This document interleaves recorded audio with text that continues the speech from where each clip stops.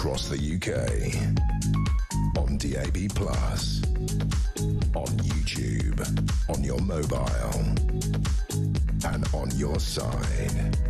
This is Talk.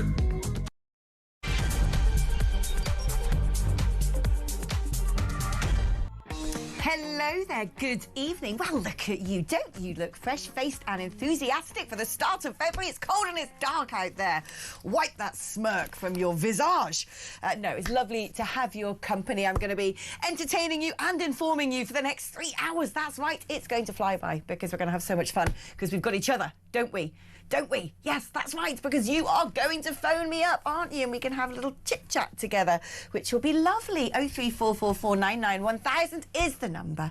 Matt is poised to take your call, register your interest, and then put you through to the studio if you passed his very high thresholds that he sets. I mean, he really is a bit of a hard taskmaster, that one. It's your normal network rate, so it doesn't really cost you anything. What better way to get free therapy? You ain't going to get it on the NHS anytime soon. 87222 is the number if you'd rather send a text message. Again, it's your normal rate. You have to write the word talk before you type your message. That way, it doesn't accidentally get sucked into the centrifugal forces of that NASA expedition to send people to the moon. As if we didn't do that before, huh? Am I right? Am I right? Right, 03444991000 is also the number if you'd like to send me a WhatsApp message or indeed leave me around 1 minute of recording of your dulcet tones and we will play it out on air. I love a voice note. Make them creative, make them fun, give me factoids. I don't care. Let loose. You know what it's all about now. This is my second week of doing this show and we don't colour in between the lines, do we? No.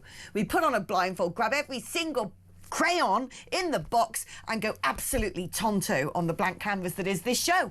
We're on X at talkTV, so do interact with us there as well. You never know, Mr. Musk might retweet you. Imagine that. What a stamp of honour that would be.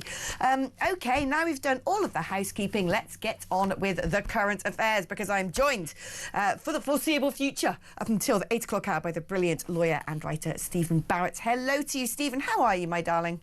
Good evening. Well, I'm actually very well, Alex, because just yesterday I was retweeted by Elon Musk. So it's funny that you raised that. Oh, look at you. How many have you got now? I think I've got 2 or 3 under my belt now. 3 Elons. I'm only 2. I'm only 2. Oh, wow. You know, the Elon Musk retweeting league table, I will keep watching over my shoulder. As probably should Peter Mandelson or indeed the Labour Party. This story is not going to go anywhere quickly. But the thing is, what is he going to do? How is he going to play this? Because he's going to be summoned to give evidence in the US Epstein inquiry. But he is not legally bound to do that. He doesn't have to go. If he decides not to turn up, it's probably best he doesn't then set foot on American soil because he might be arrested. But it will be an extremely bad look if he doesn't cooperate. And yet, if he does, and he has to swear on oath to testify in front of Congress, we're going to find out a lot more than's already in the public domain, I'd imagine. Yes, and if they issue an order for him to come, which I think they do have the legal power to do, and then they can ask for his extradition from our government. And it'd be terribly embarrassing for our government to refuse to extradite the former ambassador. If he was good enough to go over there with a fancy title and live in a mansion, then he's good enough to go over there and talk to Congress. And one of the ways, Alex, that I actually really admire America is the way that it's preserved its constitution, and it reminds itself that its legislators can act like courts, just as ours can. We certainly used to be able to drag people to the House of Commons and the House of Lords, use all sorts of powers to get them there and have it as the highest court in the land. That's become unfashionable here. But as I like to point out, Alex, fashion does not change the Constitution. So the ability to do it still exists. And one day, when we actually want to fix our country, if there are awful lot of corrupt people running around in public office, we may very well want to remember that we have all of these powers and to start using them. I mean, it's become super clear, hasn't it, that, you know, Mandelson is, for want of a better word, a wrong-un. But I think we always kind of knew that. What is concerning me the most about this story, because there seems to be a rich seam of willfully negligent behaviour on the part of this government. I would go as far as to say fairly treasonous behaviour. And I think, actually, all of Starmer's cronies, most of them not elected, who all worked at this chambers together, seemingly getting paid handsomely for bringing cases against UK government interests. But it seems to me that, you know, Starmer has a habit of totally ignoring whatever it is our intelligence agencies are saying to him. Oh, perhaps you shouldn't be giving away Chagos because the Chinese are very much in bed with Mauritius. We now learn that under this ridiculous deal, African nations can go and inspect Diego Garcia to make sure America doesn't have nuclear weapons facilities on site. Same with the Chinese spying case. They asked the government to clarify the position on China. No, nothing. They were warned about the mega embassy. Nope, China gets that as well. Off he goes kowtowing to President Xi. We've had plenty of warnings over the pro-Palestine marches and quite who's involved with them going to the government. Again, totally ignored. We haven't actually prescribed the IRGC yet. Mandelson, again, the intelligence agency is saying this guy's got some serious compromise. He could well be a liability. Ignored. It is not sustainable, surely, for a government to repeatedly ignore the warnings of intelligence agencies. Stephen, what can we do about it? Well, I think in the future, Alex, we are genuinely going to see investigations and prosecutions of a large variety of individuals. I don't want to name anybody. There's one on screen right now, but that one's also entitled to innocent until proven guilty. And I'll maintain that line, Alex, forever and ever, because I don't want to give any of them a defense. Okay? I don't want any of them be able to say, my trial was prejudiced because you assumed my guilt. Okay? So we're not going to assume anyone's guilt. We're simply going to say that we really are at the point where we're going to need proper investigations and then proper trials, and if necessary, proper punishment. We have to be a grown-up country again. In many ways, they sort of have sleepwalked us into this sort of this passivity, this oh, we've just got to accept that they're like this. There's nothing we can do. We're just weak and feeble. But this is simply not true. We are the heirs of a very noble people, and we are strong, and we are able, and we are a democracy. We are grown-up voters. There will be things that we can do, and I suggest we start doing them. It's not going to happen under this government, but then I don't think this government's going to last terribly long. What alarms me, though, is the so-called legacy media are not doing their job. They are not scrutinising this government enough. They're not challenging them enough. They completely miss the story. I was watching a Sky News report the other day talking about, isn't it great we've got to first base with China? No mention of organ harvesting, forced labour camps, selling weaponry and satellite technology to Iran. You know, the list goes on and on and on when it comes to the crimes that you could roll out, the litany of offences against this nation committed by Beijing. And I just feel with this government, I mean, the things that they have done. So, I mean, we're not just talking about the harm that they're committing against our economy, against our small businesses when it comes to that ridiculous Chancellor. But like I said, ignoring security briefings. And there's something very funny going on with all those men who served at that barristers' chambers together. There's something really quite sinister going on here that nobody's looking into. I just don't understand how we go about doing this, because you know what's going to happen. You're right, this government's going to get the boot. Whoever comes into place, if they then want to go set about looking back at some of the more egregious acts of this government, oh, they'll be accused of being fascistic. I just think we're past all of this now. One of the facts that I don't think has hit the mainstream at all, and I really wish it did, is that when Israel was forced to strike back defensively against Iran, tens of thousands of pro-Scottish independence Twitter accounts went silent overnight. Yeah. Because they weren't pro-independent Scots, they were Iranian propaganda bots. And we're going to need to grow up a bit, and I urge us to do that. But I also have an awful lot of faith. I mean, sure, the mainstream media has completely failed. It looks to be largely in the pockets of the government, but it's not working, Alex. I feel like the cool guy in Jurassic Park. Life finds a way. Democracy will find a way. It finds alternative outlets, you know, and we would just challenge this. We're not going to sit there swallowing a diet of pre-prepared propaganda when there's obvious corruption around. We're actually one of the hardest types of people to govern. And Kipling really got this, and people should read Kipling's poems. The current government should read Kipling's poems to understand that we'll take an awful lot. And a friend of mine calls it the exploding doormat symptom, that we will put up with an awful lot, but there is such a thing as going too far. And when you've gone too far, you've gone too far. And then all sorts of things, which, as Churchill said, looked impossible, become very possible and in fact happen.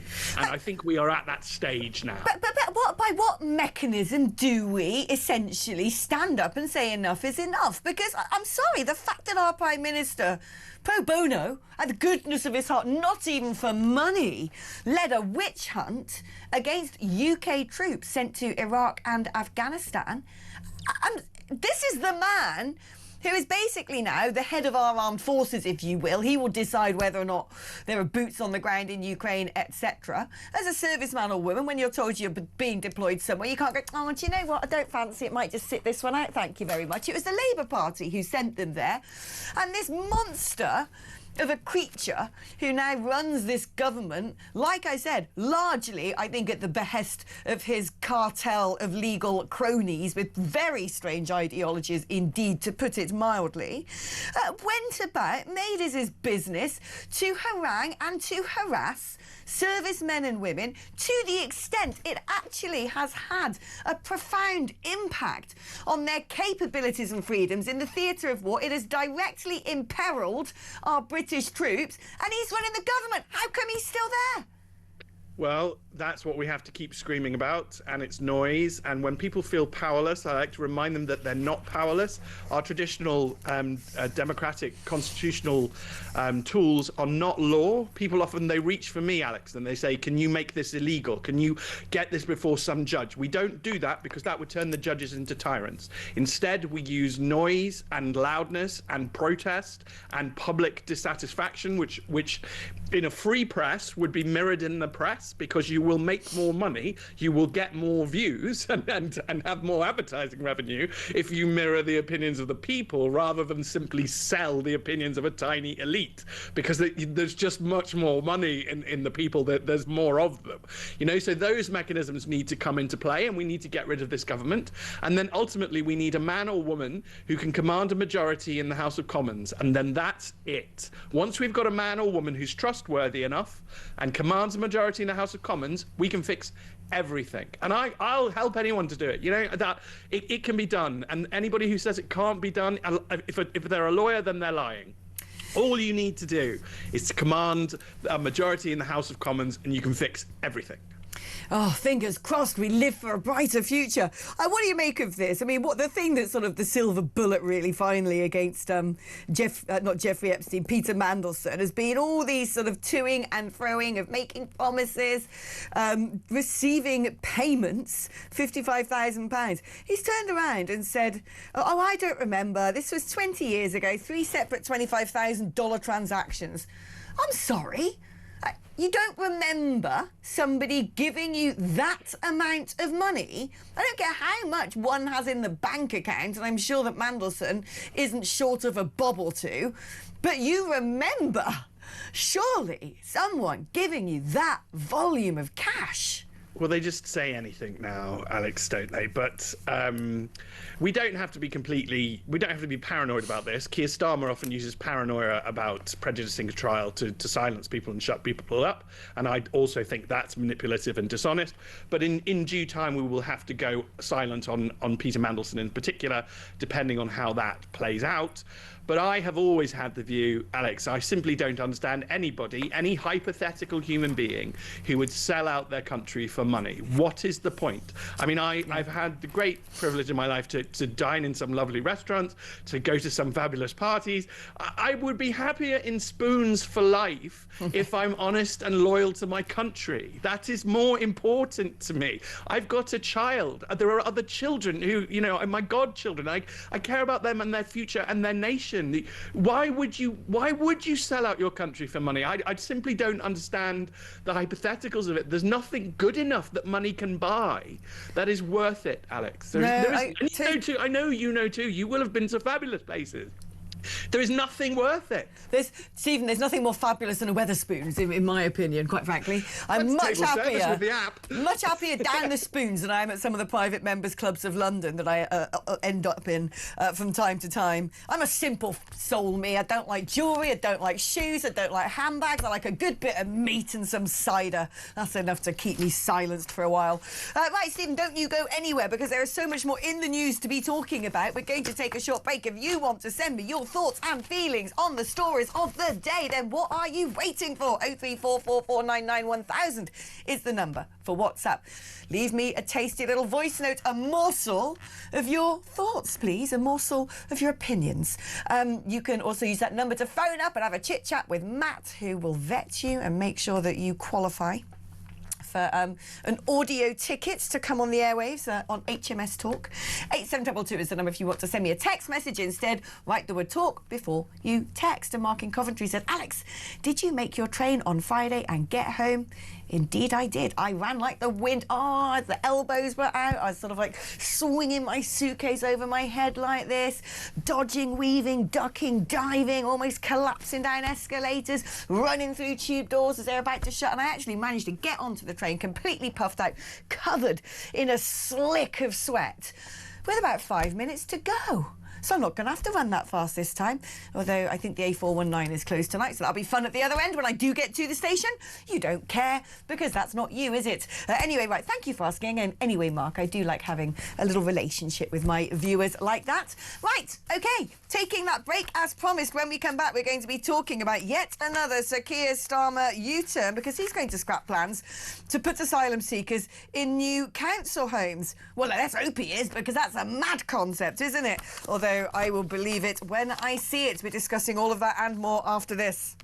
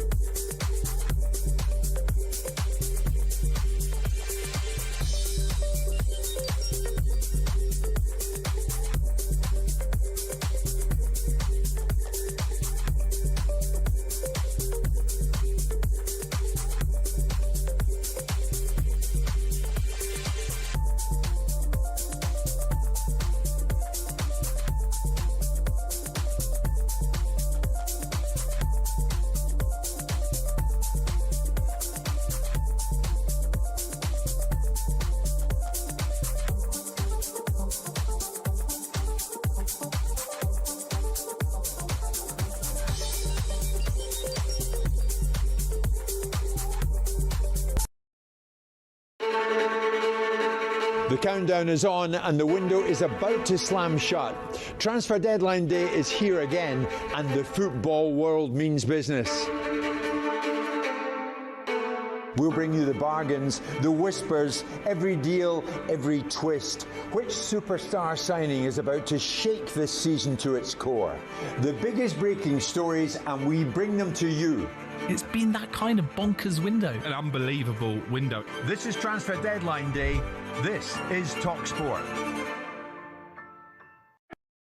Across the UK, on DAB+, on YouTube, on your mobile, and on your side.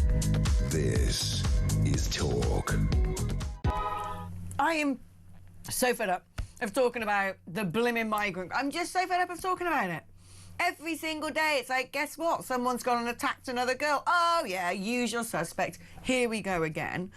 They don't listen. They will do anything to deceive the general public, to ignore the general public. They will fill towns and villages around this country with dangerous, undocumented migrant men. Can't wait for all those ones who've been given citizenship in Spain or whatnot to use the Schengen Acquis to start journeying their way over to Calais. Oh, some will. This way they cometh. I mean, the only blooming good thing about Brexit so far, considering none of it has actually been applied, is the fact that at least we're not in that Schengen Acquis, nor do we actually have to take any sort of proportion of these men who've broken into the continent of Europe. But anyway, here we go. We're going to have to talk about the blimmin' migrants crisis. Starmer is facing calls from Labour MPs to scrap plans to put asylum seekers in new council homes. He might have to do yet another U-turn. Good, I hope so too. Around 200 local authorities have registered interest in a pilot scheme that would fund building homes or refurbishing derelict sites for asylum seekers. Who are these 200 local authorities? What are they smoking? Why do they think this is in the interest of the people that they are paid to represent? I'm sick to death of hearing more and more stories of people who frankly shouldn't be here. They should be deported. They should be rattling around in an detention centre for maximum 3 weeks before they're booted out. No recourse to any sort of retrial or, 3, 4, 5 goes at rolling the dice with an immigration lawyer. It's got to stop. We can pull the emergency lever saying national security right now. We've got enough evidence that some of these people have direct connections to terrorist organisations, and yet on we go. I'm thinking about where I live. If all of a sudden they turn around and said, oh yeah, that spa hotel up the road, the family-run one that hasn't got as much footfall and actually is creaking because of, I don't know, employers' national insurance gone up, energy bills gone up, business rates gone up, minimum wage gone up, you name it. Most hostelries out there are really struggling to make ends meet. So, when the big Labour-affiliated international companies come along and say, how about we pay you triple the price of a room for the next 5 years, all you got to do is have these characters in there. If that happened up the road from me, I'd be devastated. It would change my world, my life, irreversibly. Why on earth was it ever a good idea to put these randos who've broken into the country top of the list to get new council homes when we know there's a chronic housing shortage in this country? They disgust me. What is wrong with them? Stephen, good. U-turn. Get on with it, Sir Keir. The only thing I like about Sir Keir Starmer is the fact that he seems to know where the handbrake turn is. He's going around the supermarket car park like a psychotic teenage joyrider when it comes to flipping and flopping on policy. But at least actually, when he does a U-turn, it's putting things off and back in a sensible-ish direction. No, be careful. There was a U-turn over the farming tax that only protected a small proportion of those it had already hurt. There was a U-turn over business rates that only protected a small proportion of those it had hurt. There is an alleged U-turn over digital ID, which will still see digital ID brought in.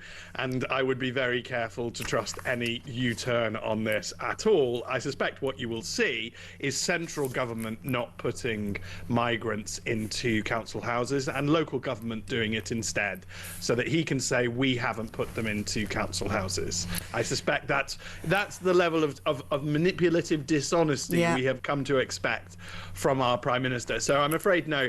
And Alex, these people are always at war with maths, all right?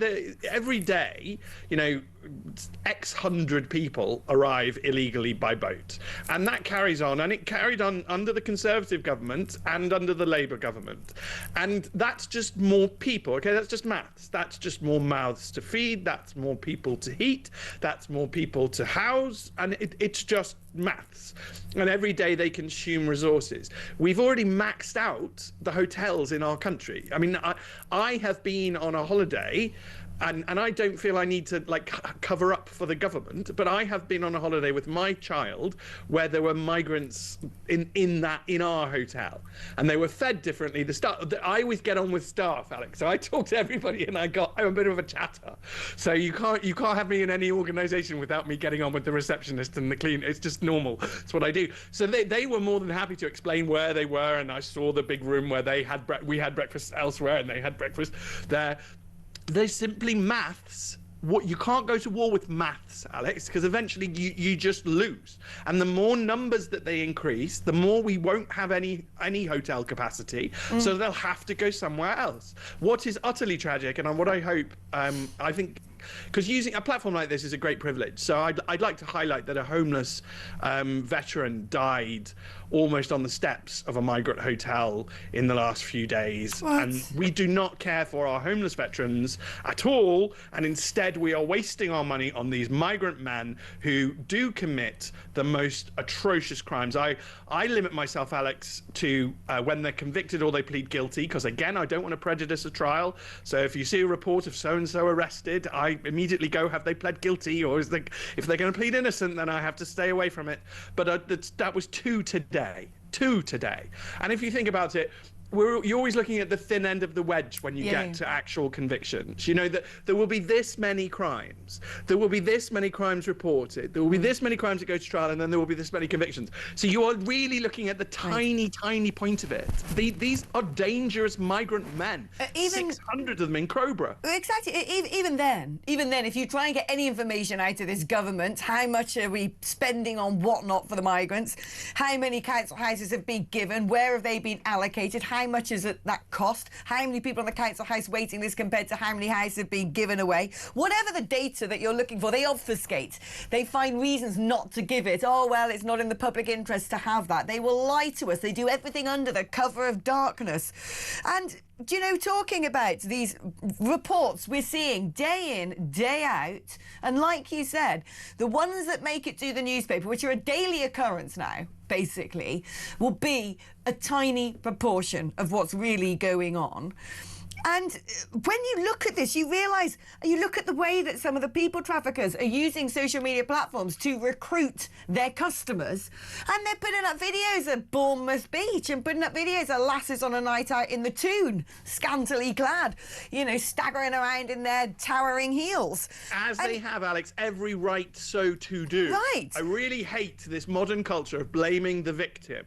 Yes. You know, if a young lady wishes to have an exciting night upon the tiles, then that is it is her right to be safe when she so does. That is the country I wish to live in. But these men, I'm sorry, some of them, there will be some who come over because they want to pull a fast one and make a load of money. You know, I calculated the other day, if you're working cash in hand, wherever it may be, a car wash, delivering takeaways, you know, say you're being paid 50 quid a day, you ain't paying tax on that, you're not paying your accommodation, you're not paying any of the food and stuff, you're making, let's say, 250 quid a week, say that's £1,000 a month tax-free, that's more spending money than the average person on £100,000 got when all the bills have come out. And if you send it back home, yes, it's disproportionately more money. Oh, it's about a year's worth of wages. It's very obviously what is happening to the West. Of course. It's quite obvious that we are being rinsed and our money is being taken away. But there are other men who are coming over who are opportunists, quite frankly, I believe, coming over as sexual tourists. Well, I think that is sadly the word for it. And if you admit a group, and this is why the whole racism thing was such a waste of time. Racism is inherently stupid because humans are all the same. And young adult men are very largely all the same. And therefore, they are dangerous in groups, large groups. I don't care if it was 600 Anglo-Saxon young men that were imported into Crowborough. In fact, my ancestors had a history of being a bit dodgy too. You know, 600 Vikings never went well in our history. This isn't about skin color. This is about the simple practicalities of maths. We are importing proportionally dangerous people who we have to pay for and we can't afford. Yeah. And they will end up with council houses. They will. You know they will. And they'll be stitching up their bomb vests beyond the watchful eye of, you know, the state. Don't you worry about that. Who knows what they're going to get up to when they can, I don't know, cut their drugs not in a hotel room. It's just absolutely ridiculous. And, you know, I'm like you. I don't care what package someone comes in. I don't care what colour anyone's skin is. I really do not. I do care a lot about the metal of someone's pasture. I do care about the culture within which they were raised and how compatible their morals are compared to our own.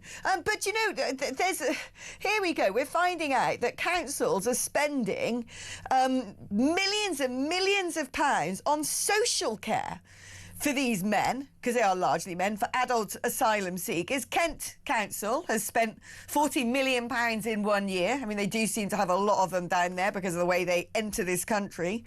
But, you know, my view of this is, first of all, Why on earth, when we've got so many backlogs, we're always hearing about our mental health, we've got no social care, we've got this, you have to wait 2 years for talking therapy, blah, blah, blah, blah, blah. We know how bad it is in the UK, and once again, they're prioritised and put to the front of the queue. But also, and I hasten to add, there will be a lot of these young men who, quite frankly, are mentally unstable. There will be, actually, the ones who actually are the genuine refugees, so to speak, who are coming from war zones, who have seen bloodshed and violence. A lot of them actually will be mentally unstable. Many of them will be ticking blimmin' time bombs. Yes, they will. And I have a lot of sympathy for councils, regardless of which political party is technically or nominally in control of them, because over the years central government has effectively neutered local government. Local government has obligations on its spending, which is the biggest one is adult social care. The second one was created by the last Conservative government, which is send taxi provision. I've absolutely no idea what it thought it was doing, but overnight it became the second biggest expenditure of most councils. On that one, do you know, I was just speaking to a friend today who does a bit of auditing and was looking into various councils, and I said, I reckon if some of these big, especially the sort of big metropolitan councils and authorities, were fully audited and checked for fraud, I think we will find a frightful amount of dodgy goings on, especially when it comes to some of those funny taxes that seem to cost £1 million quid a year to take one child to school. Yeah, that we are being rinsed. Everything that's going on in the United States will be happening here. Oh yeah. We're just behind them. But in Kent Council, I have particular sympathy because they are, and Essex and anybody else who's on the coastline facing these invaders. So Sussex and all the others who will be forced to pay for this. It's very easy to sort of sit there up in Northumberland and say, well, we're managing our books and you're increasing taxes. It's like, well, yes, because we're on the forefront of effectively an invasion or an invasion of cost. You know, this is cost. This is what this is. Every migrant who gets off a boat is a cost. The minute they get here, they are a cost. And I've seen all sorts of things, Alex, so I know exactly what they're given. They're given new shoes, they're given new trousers, they're given new clothes, they're given their old clothes back. They have medical examinations, they're given a phone, they are bussed to one location that they're supposed to get out of very quickly, where nominally reviews of them occur, although because the numbers coming, they just, to meet the target of getting them out quickly enough, I'm not thoroughly convinced that it's actually a real assessment goes on. And then they're stuck in these hotels. Many of them do disappear then. They go simply into the black market, into criminality. But that too is a massive danger to us. I don't know what human society in the history of human societies would ever have thought this was a good idea. It is an obviously stupid thing to do. You know, and again, you know, back to the whole, they've controlled us with this threat of calling us racist. Right, well, I'll go back in history. Give me a time machine and I'll get you a Roman to say that this is bonkers. I'll get you a Greek to say that this is bonkers. I'll get you a Babylonian to say that this is bonkers. It's obviously bonkers. It's just insane. It's absolutely insane. And I have friends in sub-Saharan Africa, particularly on the East Coast. They think this is insane. Yeah. Everybody thinks this is insane. This is insane. Why are you taking these people? It is so insane. And actually, you know, we should both go back and speak to some of our relatives, because I hail from North Stock as well. And we pretty much invented invading over the English Channel, didn't we? Right, yeah, Stephen. Yeah. Don't go anywhere, because after the break, one of my favourite women, God, how I love her. Can you hear the sarcasm in my voice? Carol Vorderman. She wants to get into politics. Oh, blimmin' heck, hold on to your hats, ladies and gentlemen. We're discussing that after this.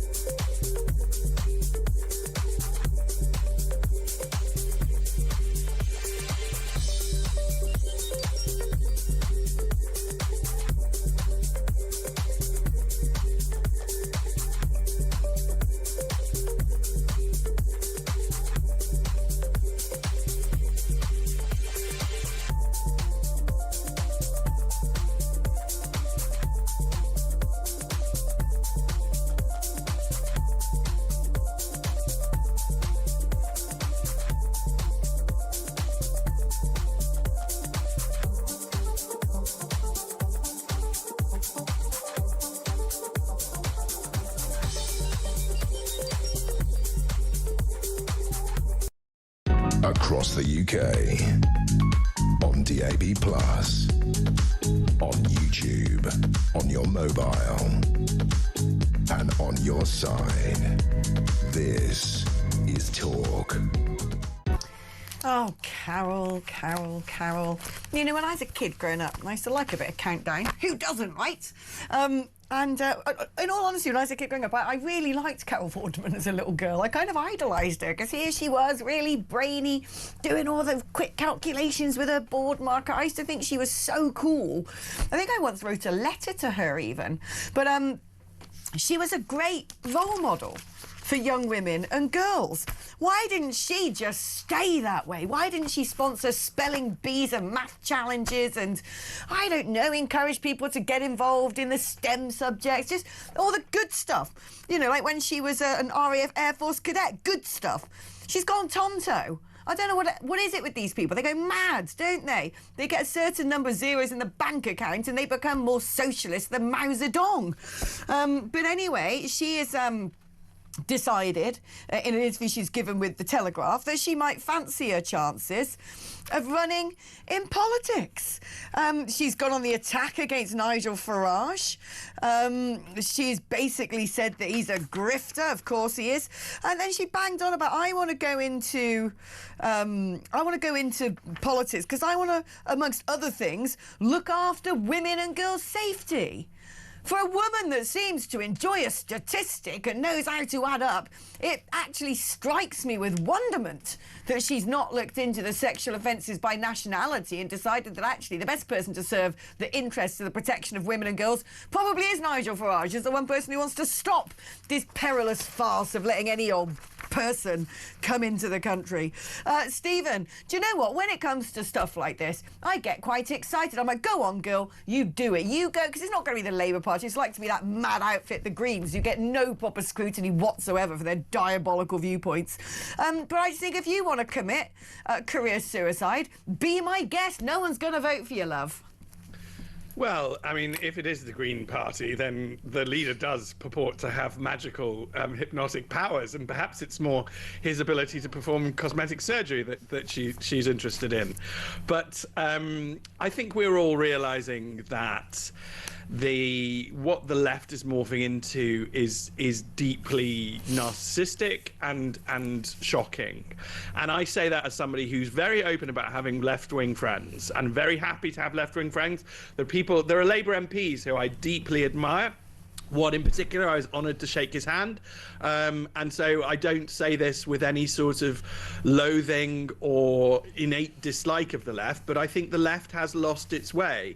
If it's now just about having lots of, likes on whatever and, then I think it's lost its way. It's of no substance. It's all form and no substance. And she is now all form and no substance at all. There's a brilliant independent journalist called Charlotte Gill who does a lot to expose these people. Charlotte. Yeah, she's fantastic. I simply assume, I'm afraid, Alex, that whenever they call somebody something, I just assume that's what they are. So if she calls Nigel a grifter, then I'm pretty sure that's what she is.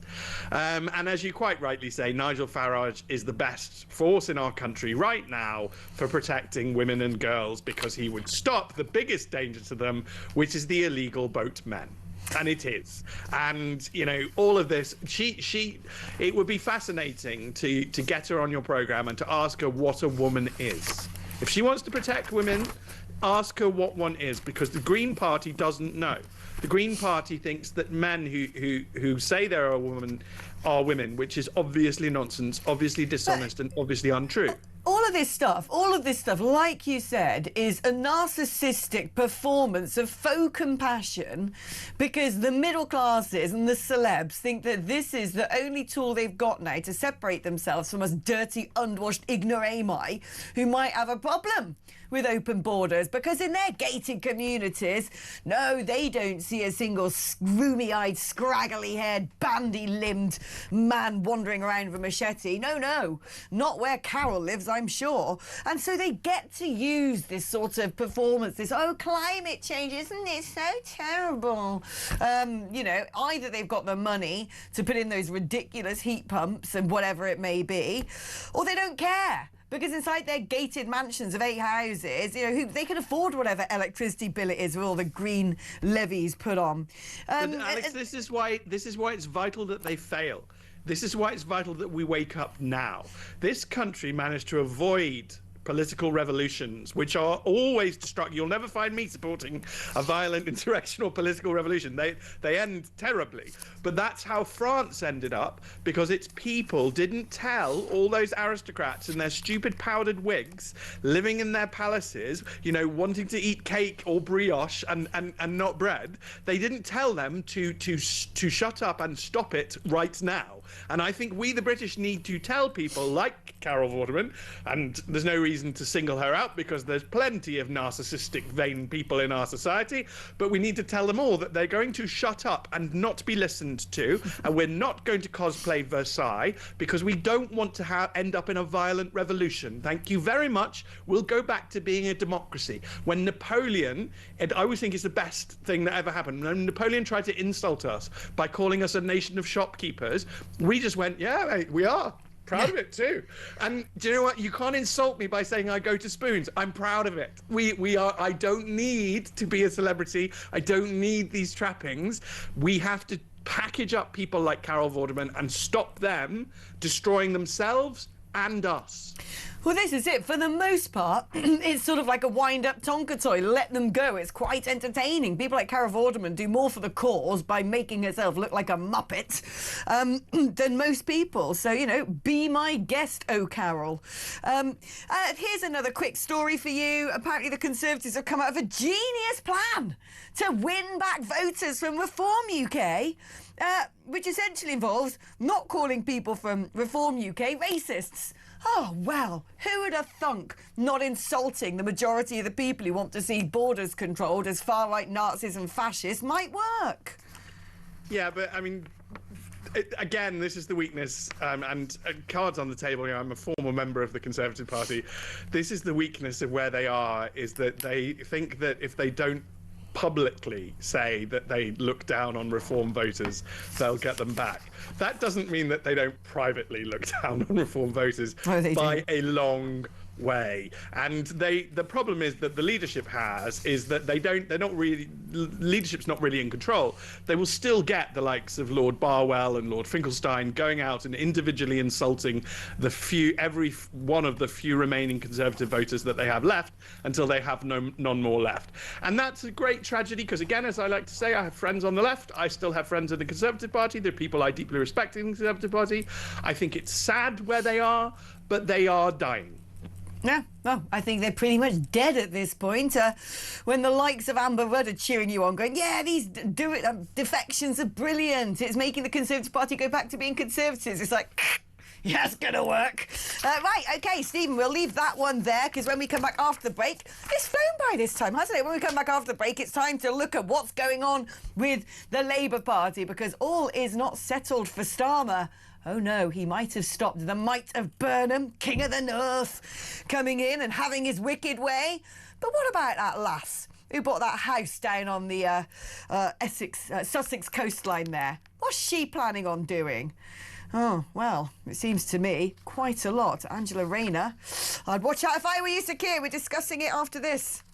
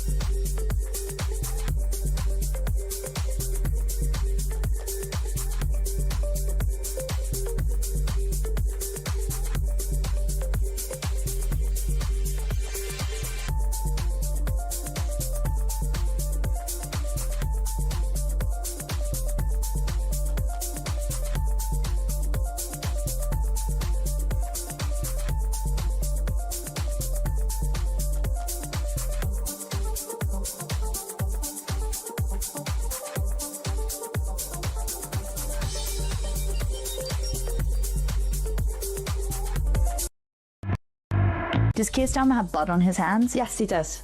I hope he lives with that for the rest of his life. It's not just my child he's taken away. These poor innocent children that are getting raped daily, may I add. These poor women like Rhiannon that are getting murdered. He and all the other people that agree with this, they have those people's blood on their hands. 29 years, is that enough? Nothing will ever be enough.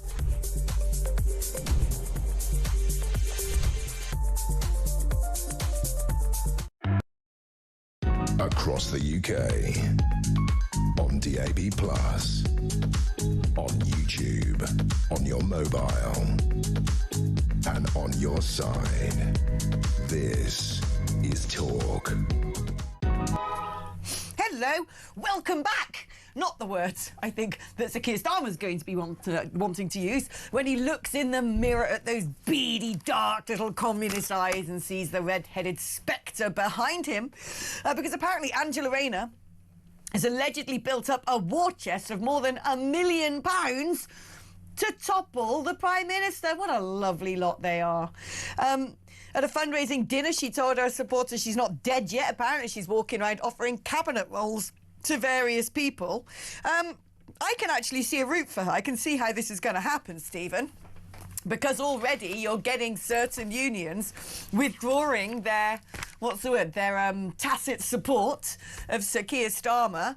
And if all the unions turn around and said, right, he's got to go, well, that's exactly who they would replace him with, isn't it? It'd be Rayner, for crying out loud. I mean, do you know what? They're so bad.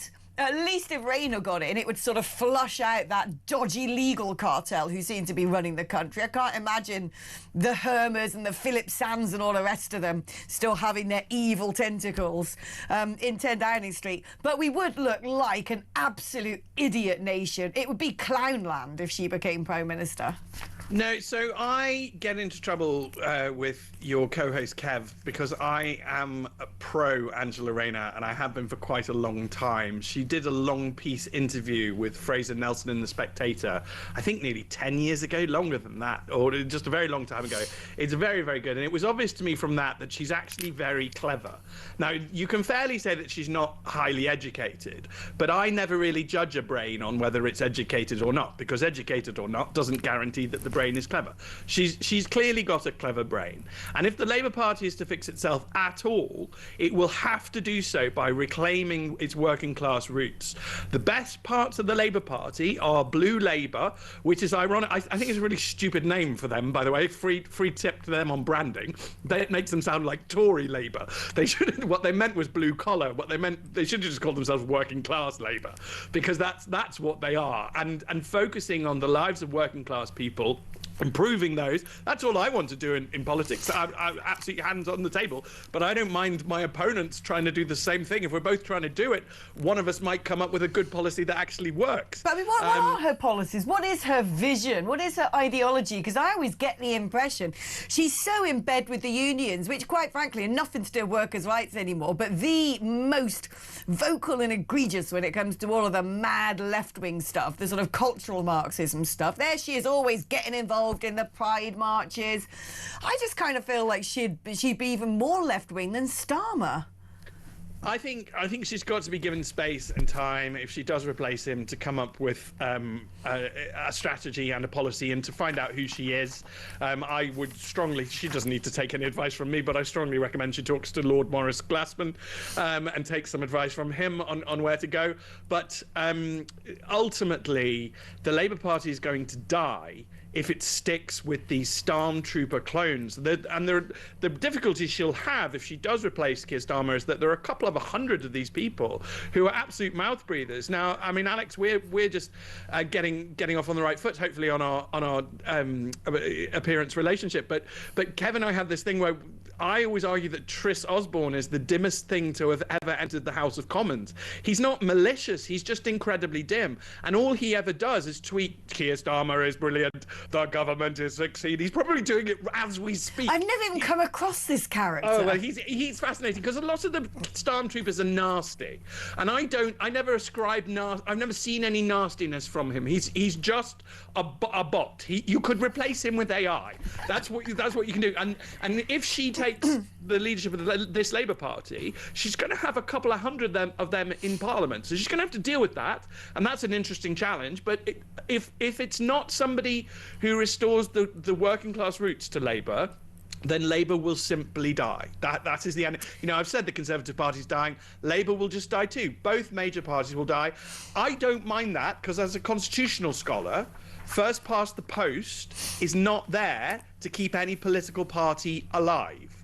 PR is. But PR this is keeps them one alive. of my big issues with Rayner. Clearly, she's worried about losing her own seat of Ashton-under-Lyne with the surge of support for reform in those red wall areas, which is no doubt why she took it upon herself to go buy a house in Hove, because that neck of the woods, well, you know, you still might get a pocket of Labour lovers down there. And everyone's sort of got exercised over whether or not she should have paid 40 grand's worth of extra cash and stamp duty, which is pretty terrible. But why did no one go, hang on, you're an MP for Ashton-under-Lyne, and now you've gone to move 226 miles away? You're not representing your constituents. Carol Vorderman was having a go at Nigel Farage saying, oh, he's not really an MP because he's never in his constituency. This whole idea you've got to sort of, I don't know, shackle yourself to some sort of surgery and sit there like a, an idiot all day waiting for people to come in and complain. But she's not even remotely in the zone of her constituency. She's the other side of the blimmin' country. That to me is shocking. These people attacked Nigel Farage when he was over in the United States, and now it turns out he had 2 face-to-face meetings with the president, which convinced the president to hopefully block the Chagos deal, which is the biggest betrayal of our nation. So Nigel acted like a hero when he wasn't in Clapton. But I still think, realistically, if you don't want the Green Party to become the main opposition party in this country, the best way through that is Angela Rayner. Otherwise, if it's Andy Burnham, which is just a shorter version, if it were possible, of Keir Starmer, who looks like he wears mascara, if it's Wes Streeting, if it's Shabana Mahmood, that party is over. Yeah, it's interesting, actually, because there's been polling done by YouGov, which has found that Wes Streeting would be a less popular party leader than Sir Keir Starmer. What the Labour Party haven't realised is, look, Starmer's not exactly the most charismatic men. I kind of think he's a bit of a puppet for some of these dark legal forces which seem to be running the country from the back seat. But he's actually sort of... I don't know. Sometimes he comes across as mildly plausible. A lot of these other people who sit around the cabinet table, you wouldn't have them babysit your dog. They look like caricatures. They look absolutely mad, most of them. No, and this is why I advise people to actually be a lot less party political and just look at people and go, would I trust them with my kids? And that, when I say I've got left-wing friends, they're all the people I would trust with my child.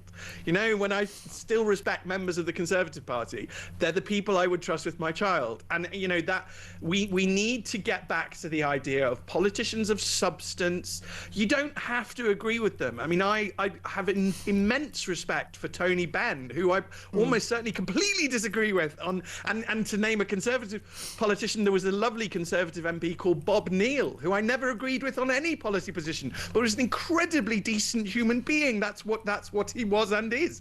We need to get back to this idea that politicians should be decent people. Yeah, but saying that, I have this sort of...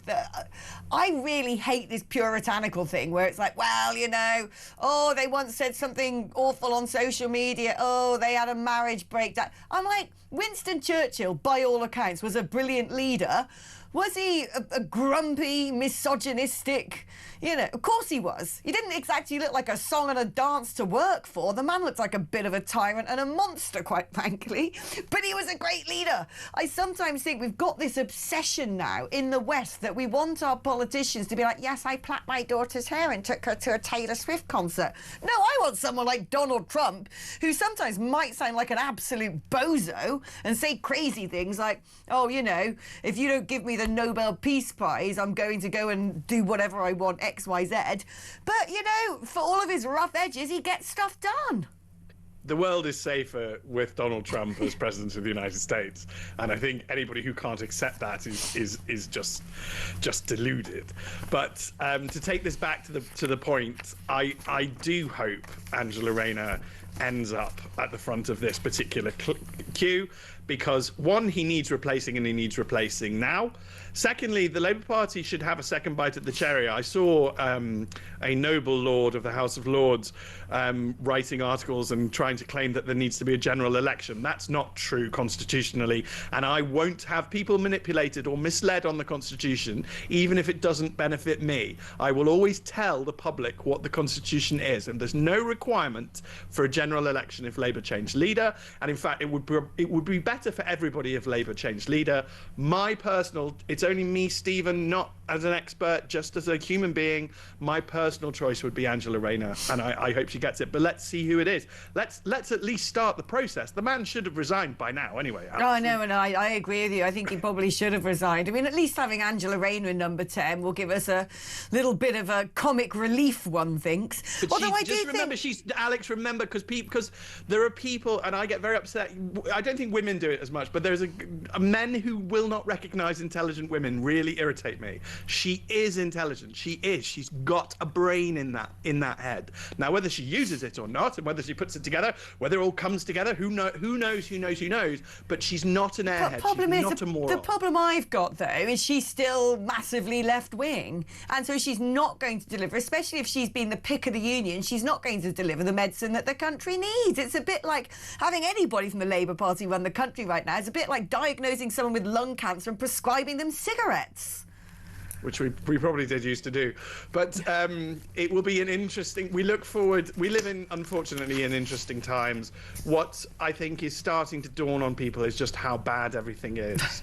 And I think we're moving towards the realisation that the two main... what were once the main parties are at least on life support. Right. Yeah, no, it's time for something radical. That's how most of the country seems to be feeling. Stephen, it's always great catching up with you. I'm liking our little sessions together. I hope the audience is as well. Isn't he fantastic, ladies and gentlemen? Right, we're going to be taking a short break now, but on the other side of that, we're going to get the dirt on what is going on with Andrew Mountbatten Windsor and all of the Epstein files. We're going to be joined by the brilliant royal correspondent Rupert Bell just after this.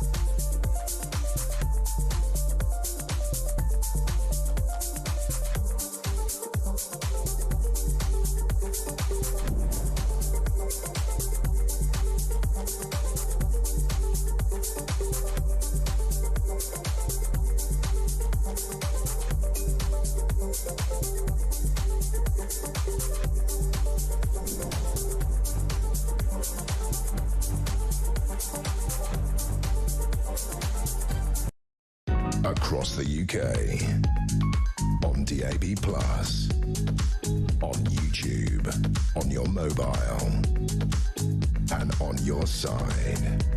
This is Talk.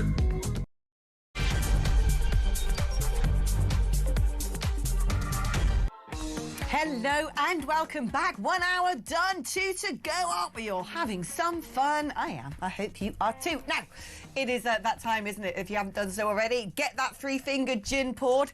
Me, I'm on the Coke Zero because I have to be. But there you go. It doesn't mean you can't indulge. You are British after all. Right, and also, don't get so squiffy that you can't type a decent message, though. We want to hear your yarns. 0344499 at 1000 is the number if you want to send me a message on WhatsApp or leave me a tiddly slurred voice note. That would be fun. 87222 is the number if you'd rather send a text message. If you're going to do that, you've got to write the word talk before you send your message. Now, you can also register your interest to have a live conversation on the airwaves with me. We'll be squeezing in some calls at the end of this hour. So now is the opportunity to call the brilliant Matt and let him know that that is you, that you want to talk. And if you've not done it before, if you've not phoned in before, why don't you make it your first time? It really ain't that scary. What's the worst that can happen? Nothing.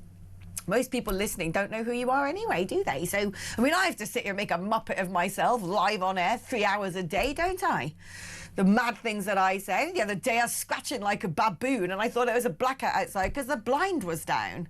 So, you know, if I can make myself look like an absolute moron on the airwaves, then you can join me, right?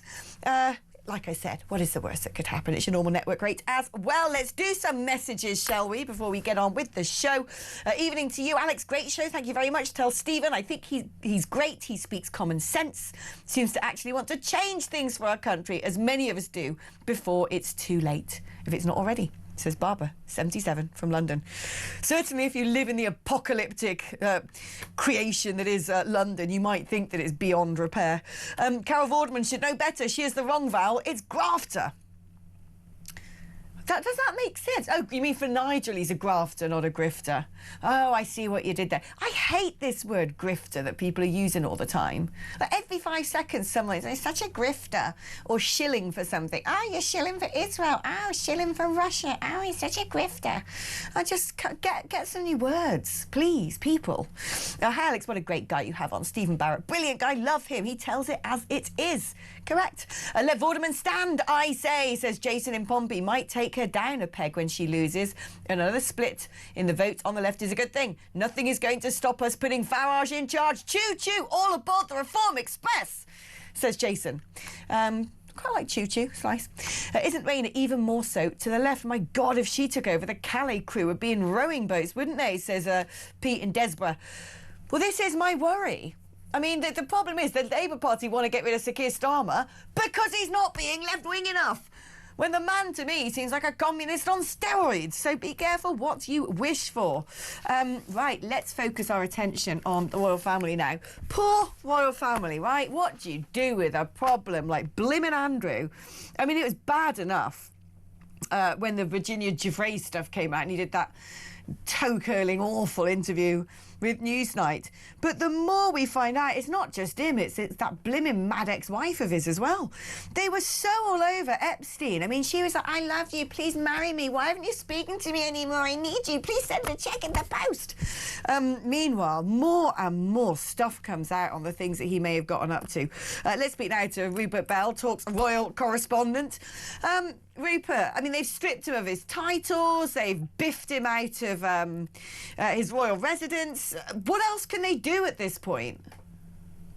It's vodka o'clock. Hey, good man. Just to make sure that your listeners feel appreciated. Reading all this stuff, it turns you to vodka because, or in my case anyway, but it is, every time you think, have we got to the bottom of this in every sense of the word, and you go, clearly not.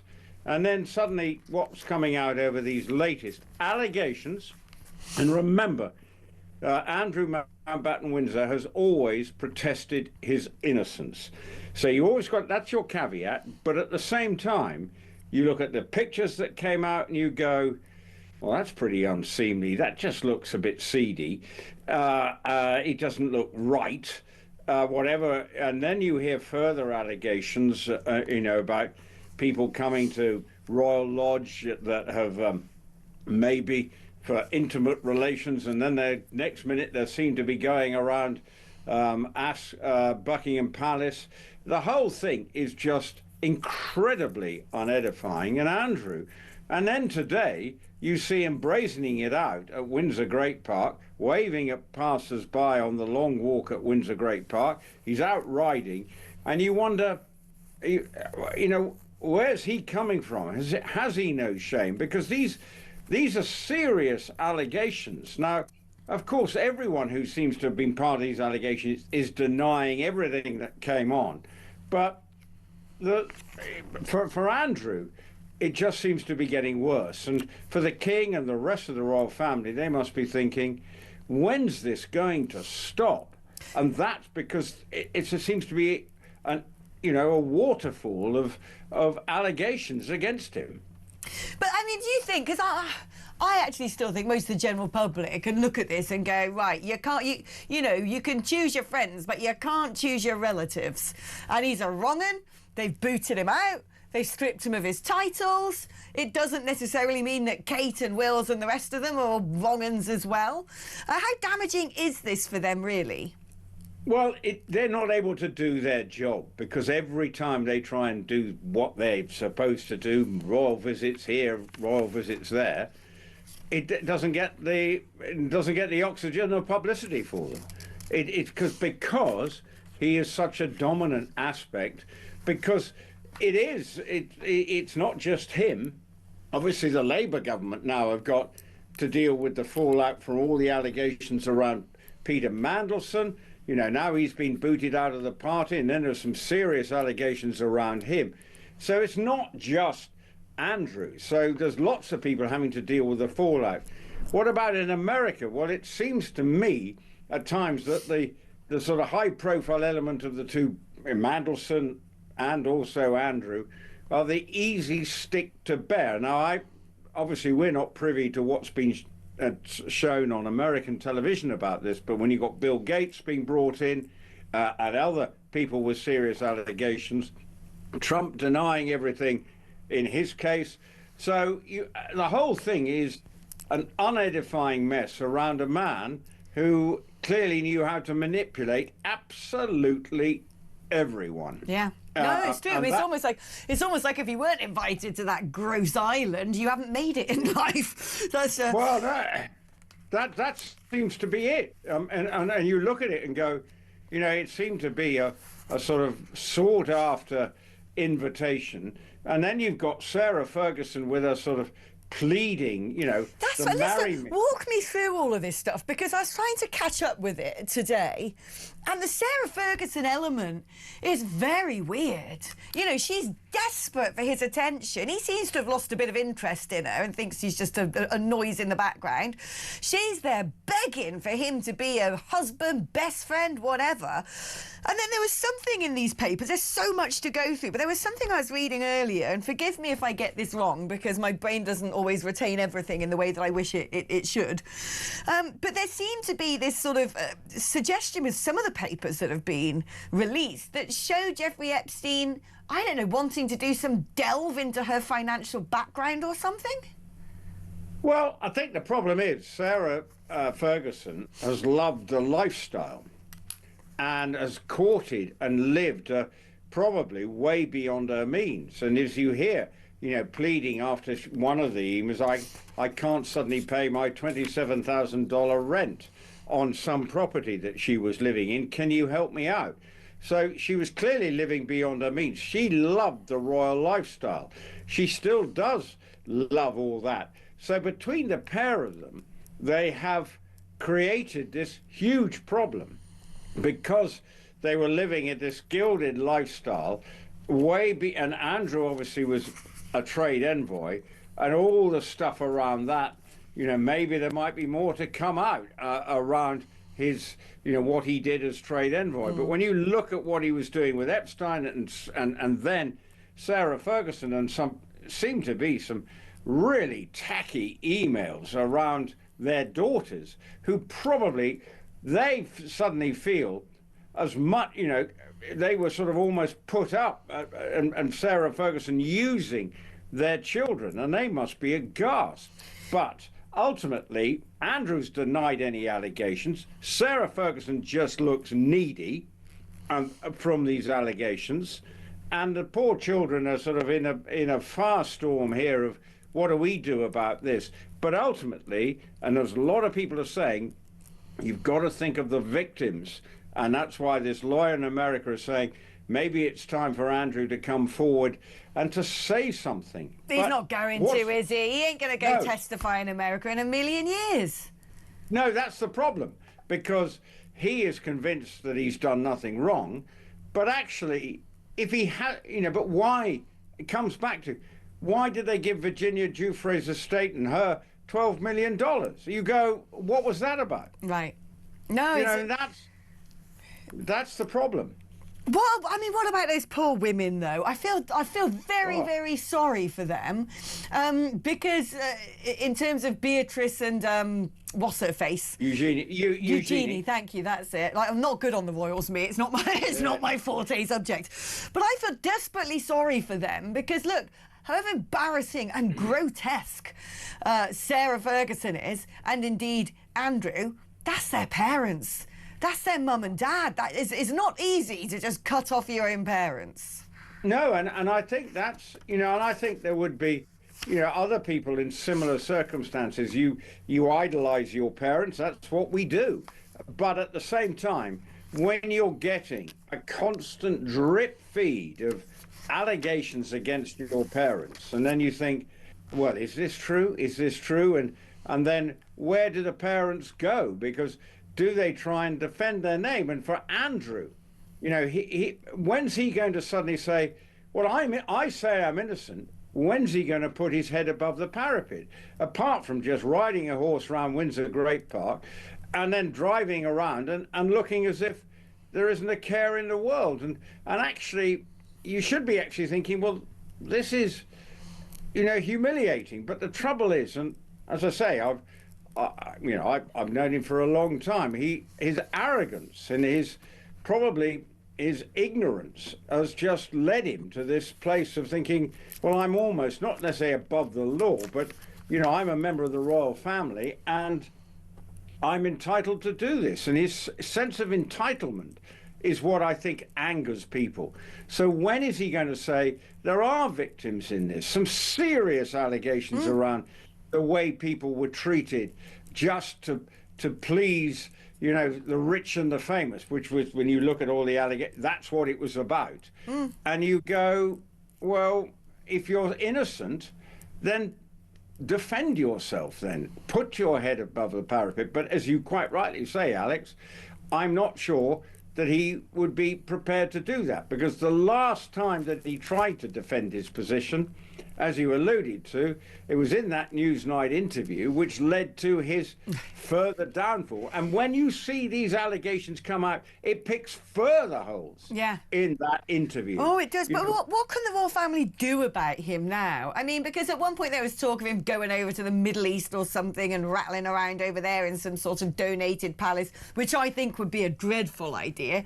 I think if a hostile state or a slightly dubious state wanted to get any sort of compromise on the United Kingdom, having Andrew knocking about surrounded by yachts and, women of the night isn't going to be a good way forward. But they can't exactly put him in an oubliette or something. He kind of exists, doesn't he? Perhaps they should, bring back the Tower of London as a royal prison, stick him in there and make it an even more interesting visitor attraction. Go and see him wrestling against the cage or something. Well, slightly extreme. I don't know what the royal family can do. Now, the king sort of grabbed the issue before and stripped him of his title. And that's why, excuse me, you need a sip of that vodka, Roop. It's your liver crying out for attention. Well, the glass is finished. Anyway, Andrew Mountbatten Windsor, they did all that. They're sending him into exile in Norfolk, but he's not going lightly. And it just seems, when it comes out, there is an element of, oh my God, shrug of the shoulders when we get more allegations. But we're supposed to be only halfway through, because aren't there another 3 million documents coming out? Oh, gosh. Actually, I think it's not just in this country. I think you have to look at America, because it's causing political fallout. And you're seeing with President Trump, you know, he's saying, and he protests that he never did anything wrong, and that might exactly be the case. But at the same time, this is causing sort of grief on an American political scale. But in this country, we got obviously one politician and a member of the royal family. You can't really get any higher than that, but you would actually like the member of the royal family to show some understanding, some sympathy, and some humility, I think might be more to the point, and say, you know, okay, it's time for me to actually maybe go and say, well, this is what I know. But when you look at the photographs that come out, and remember he said the Virginia Giuffre photograph was a Photoshop. Right. You know, yeah. that's what he said at the time. So what's he going to say about these photographs? Now, a lot of people in America are saying, you know, allegations, these are all fake and it's false. But, you know, I don't know. And that's where you're going to go. But there's so many files, and now they've got photographic evidence. You'd hope there is due process being conducted in America that is without political favor. And that may be one of the problems that within the American public, they're worrying about it not having no political boundaries on this. This is just a case that about the victims rather than the rich and powerful finding ways to protect themselves. Which they always do, by and large, Rupert. What was that vodka you were on there? Nothing. It was absolutely brilliant. Was it an absolute then? Well, obviously, you got me there, Alex. No, Alex, I reckon you're like a Grey Goose or Ciroc kind of man. No. It's far too expensive. Waste of money. Waste of money. And you don't even mix it. You're just like a neat vodka man. Not anymore. A little bit of tonic on the side, and away we go. But that vodka and tonic, nice way to ease into the evening, and you just keep to that whatever rubbish you're drinking tonight. Oh no! Well, do you know, I've got to wait. It's gonna be gone midnight before I walk through my front door and can get stuck into a gin and slim. Right, okay. But I will. Right. Okay.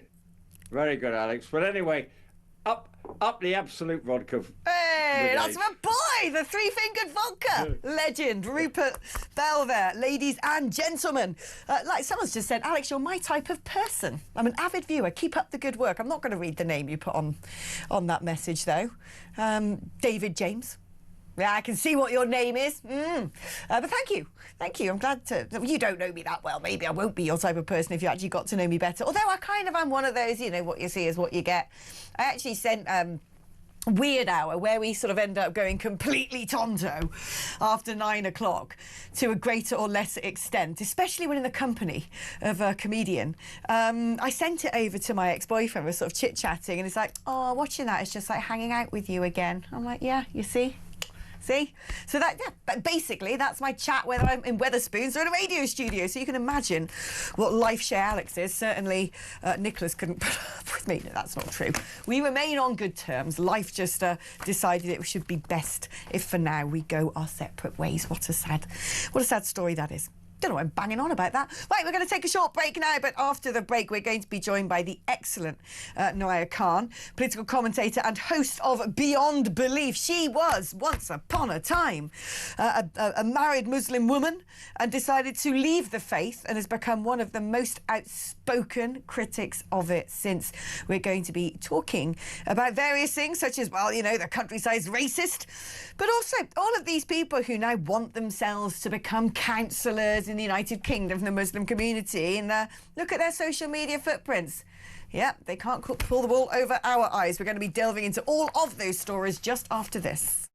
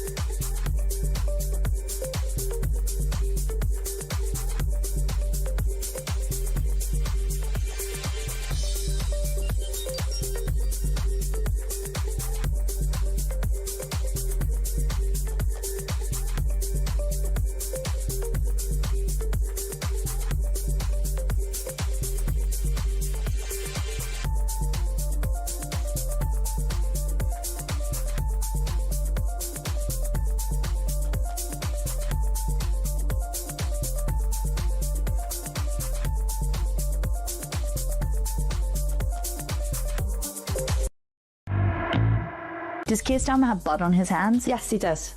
I hope he lives with that for the rest of his life. It's not just my child he's taken away. These poor innocent children that are getting raped daily, may I add.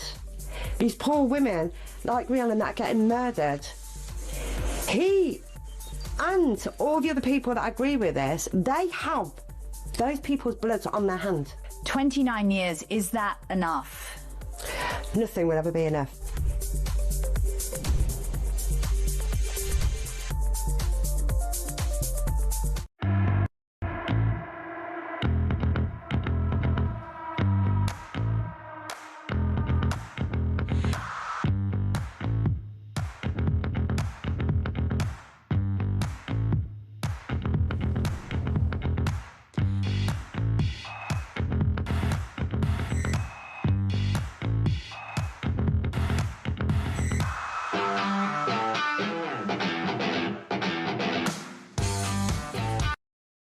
Across the UK, on DAB+, on YouTube, on your mobile, and on your side. This is Talk. Hello and welcome back. Now, of all the things, that the government are wasting money on, this is just ridiculous. Money from DEFRA, the Department of the Environment, Food and Rural Affairs. You know, the ones who seem to think you have to tax farmers for passing on their land to their kids. Well, they seem to have enough cash money to go about writing some absolutely insane woke report. Because they've decided they should take it upon themselves to try and make the British countryside a less white environment under nationwide diversity plans. Officials in rural areas such as the Chilterns and the Cotswolds have pledged to attract more minorities under plans drawn up by DEFRA. Like, what? If you want to go to the Cotswolds, you just drive there or get on a train. There's no sort of like checkpoint where it goes, oh, well, you know, what skin colour, what nationality are you, what is your race, what's your religion? No, you just go. If you want to go to the countryside, you can go to the blimmin' countryside. Turns out they don't want to.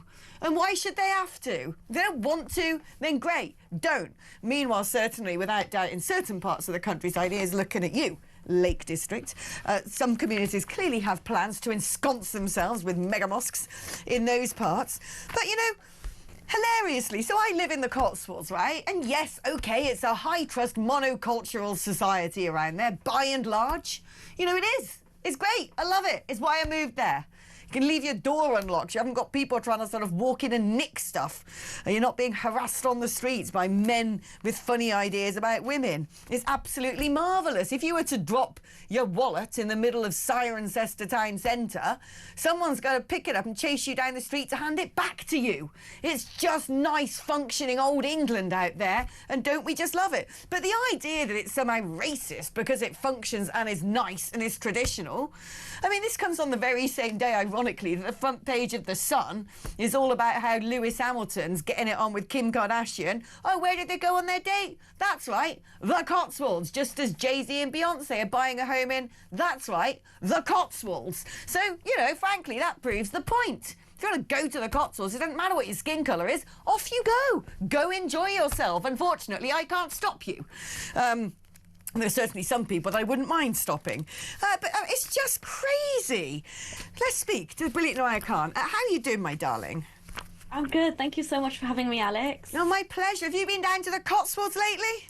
I have, and I absolutely loved it for all the aforementioned reasons that you just listed. I mean, as you know, London's gone to the dogs, so it's a breath of fresh air seeing quintessential England, if you will, or like the last, you know, some of the last bastions of what you imagine England to look like. And when you go there, do you ever feel that, oh gosh, I feel like I stick out a bit here? You know, I don't look like everybody else in these parts with their barber jacket and their Wellington boots, although quite frankly, I don't think it's that stereotypically monocultural. I mean, has it ever crossed your mind that because you're not sort of, you know, white British, that the countryside is somehow scary?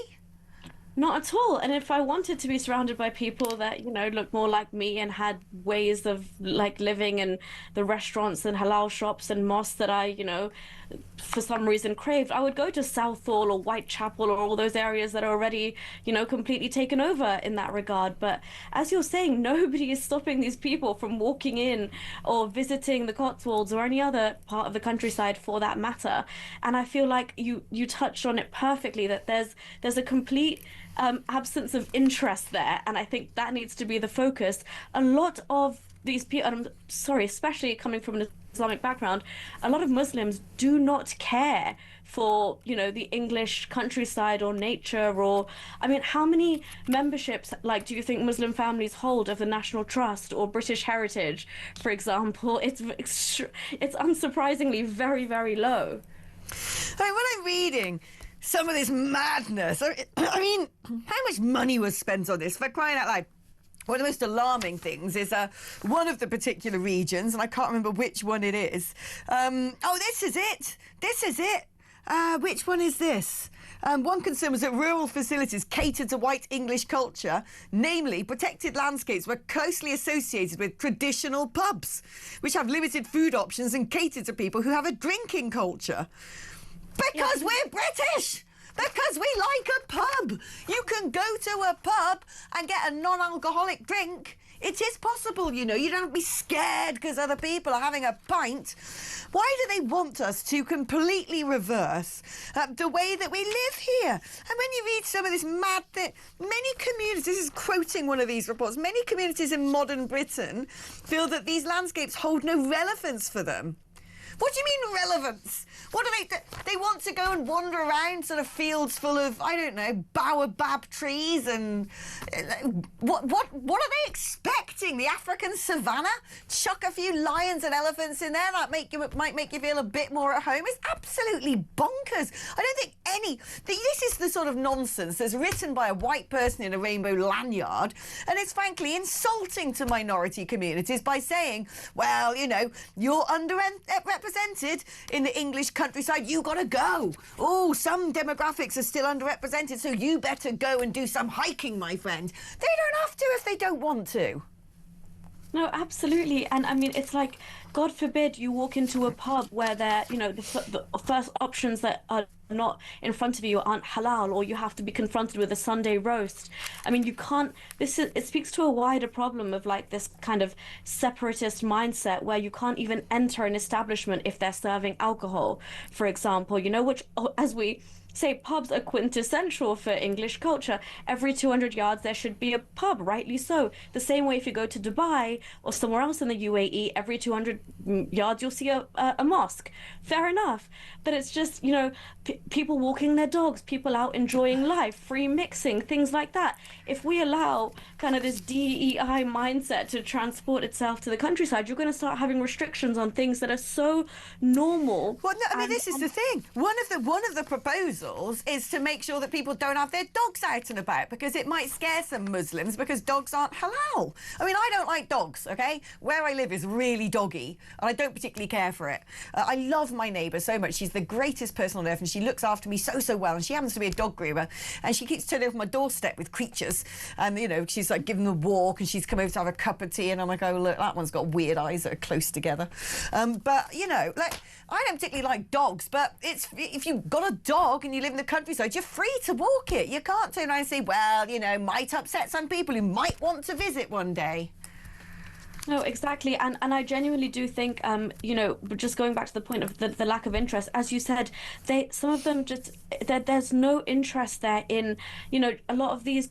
Like, there's a reason we've got enclaves in London and other parts of the country, because that's what they would prefer, as opposed to, like, nobody's going on road trips to see, like, the, you know, the site of the Magna Carta. Nobody's going on road trips to see, like, Warwick Castle or cathedrals dotted around the country and realizing, you know, the role that England had to play in certain wars. For them, it genuinely is incredibly irrelevant, and that's what they think, where their needs are not catered for. Now we're asking the English countryside to bend over backwards to allow for, you know, everybody else to be accommodated at the expense of English culture. I just think it's absolute nonsense. It is nonsense. It's willfully destructive and a waste of money. OK, let's talk about something that is really quite harrowing, which is this convicted terrorist who is standing to become a Birmingham councillor. These pro-Gaza candidates, it's becoming more and more common. I think there's actually quite a sophisticated operation behind this to get people from the Muslim community, first of all, into council seats and then into MP seats, where they basically are going to introduce sectarian politics. They don't represent everybody. Frankly, if they wanted to go and represent everybody, great. They should be part of one of the political parties and stand on a manifesto that's something other than free Palestine.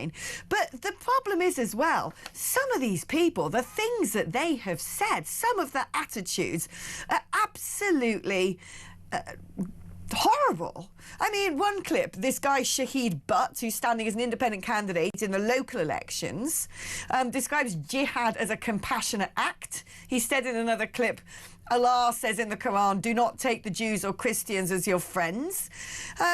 He was a big part of trying to make sure that Israeli fans were banned from going to Aston Villa.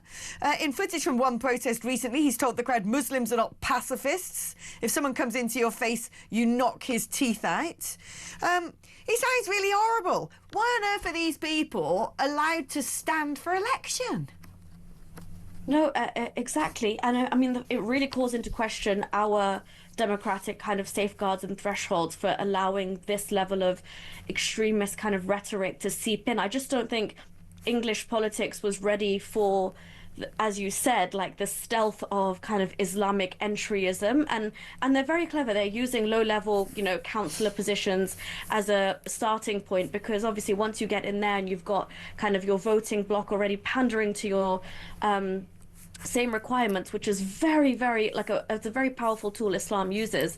I'm sure you've heard of the Muslim vote, is exactly what they're trying to do now, using that to be like, as a Muslim, as part of the wider Ummah, which is the collective Muslim brotherhood, if you will, you must vote for this, otherwise you are a traitor. That's the kind of mindset that they put into people's minds, especially when they're on the pro-Gaza ticket, and that's what they're kind of campaigning on. It is exactly part of a wider operation to just get their foot in the door.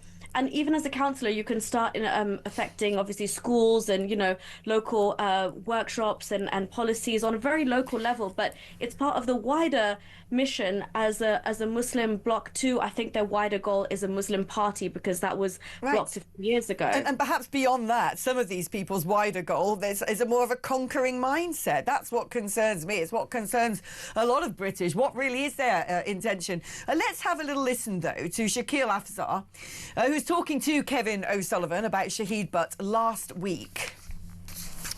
So I absolutely believe the innocence of Shahid Butt. He was in a kangaroo court at the time. Even Amnesty International at the time recognized that this was a sham trial, and these people were being vilified for being British citizens. Because as you know, at the time, there was quite a lot of political conflict with the British, and Shahid Butt unfortunately was in the wrong place at the wrong time, and his naivety was sucked into something.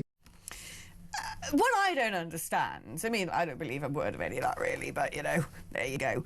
Maria, what I want to ask you is how widespread are these sorts of attitudes of, you know, don't take Jews as your friends, don't take Christians as your friends, or also we need to create a caliphate here in the UK. How widespread are those attitudes, do you think, within the Muslim community? Because we always sort of think about there being good people who integrate, who are part of society, who we have no problem with their private religion whatsoever. And then we see these sort of very vociferous characters who make a lot of noise. And it's hard to know the sort of ratios we're dealing with here. Well, Alex, I used to say initially, like, I don't want to fearmonger, but as of late, it's got more and more obvious that this kind of mindset is so prevalent, especially in areas like Birmingham, Luton, Tower Hamlets, these kind of areas where this mindset, I used to think it was obviously the generation that dealt with, you know, a semi-skin, like the skinhead threats and like the far right, and they're just kind of aggrieved parties, as Shahid Butt says he was. He grew up in a very racialized setting, and that's what made him all kind of turn. Oh, I think we've frozen a bit there. Oh, Well, there we go. We're getting some really interesting insights there from Nuria, but I think something has gone bugged in the system, unfortunately. I don't know about you, but I just don't think people should be allowed to stand for any sort of public office if they, A, were born abroad. I just don't think that's okay. Most countries don't allow you to stand for office if you happen to be a foreign-born national. But also, I think if you happen to hold dual passports, if you have two passports, so you're not one country, I actually think we need to crack down on that as well. I just don't think it's appropriate. If you're not 100% here for Britain, representing Britain, believe in Britain, and have the interests of Britain at heart, what are you doing suggesting that you represent us? I don't think you do. I think it's something that we need to start talking about quite seriously. Have we got Nuria back there? Yeah, we have. Let's get her back in. You were just saying to us about the sort of the prevalence of these attitudes.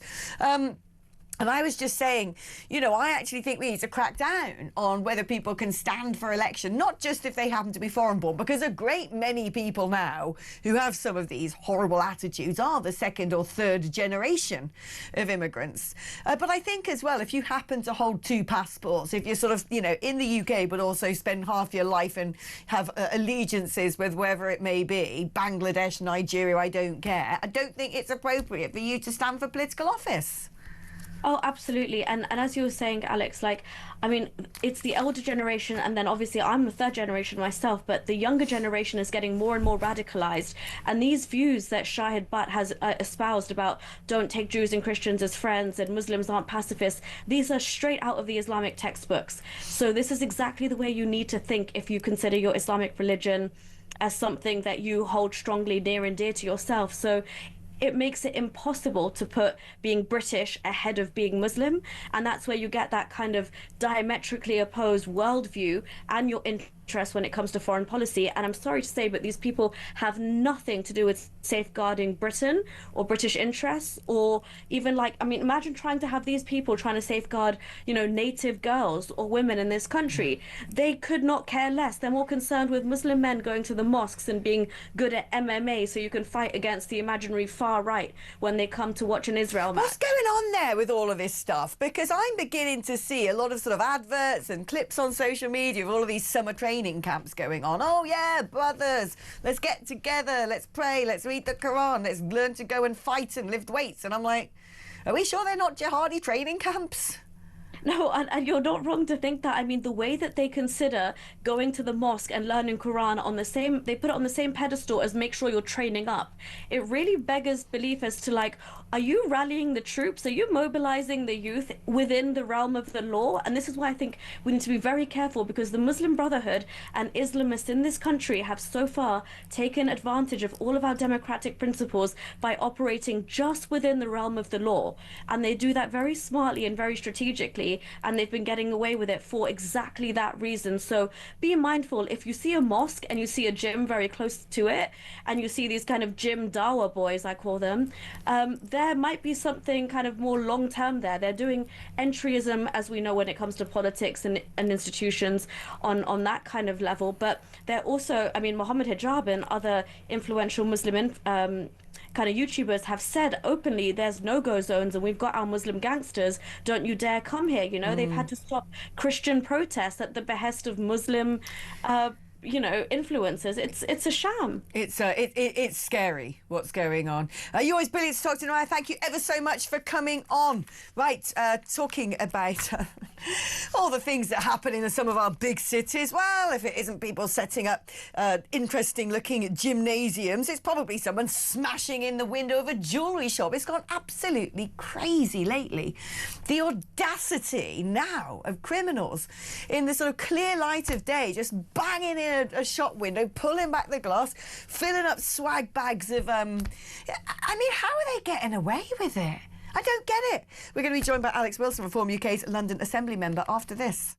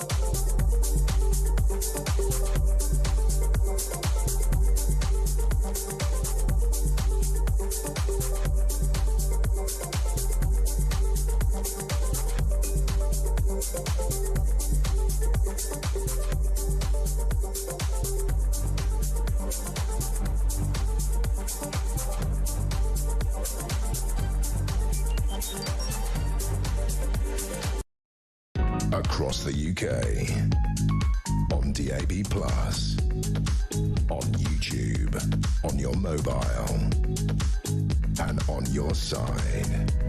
This is Talk.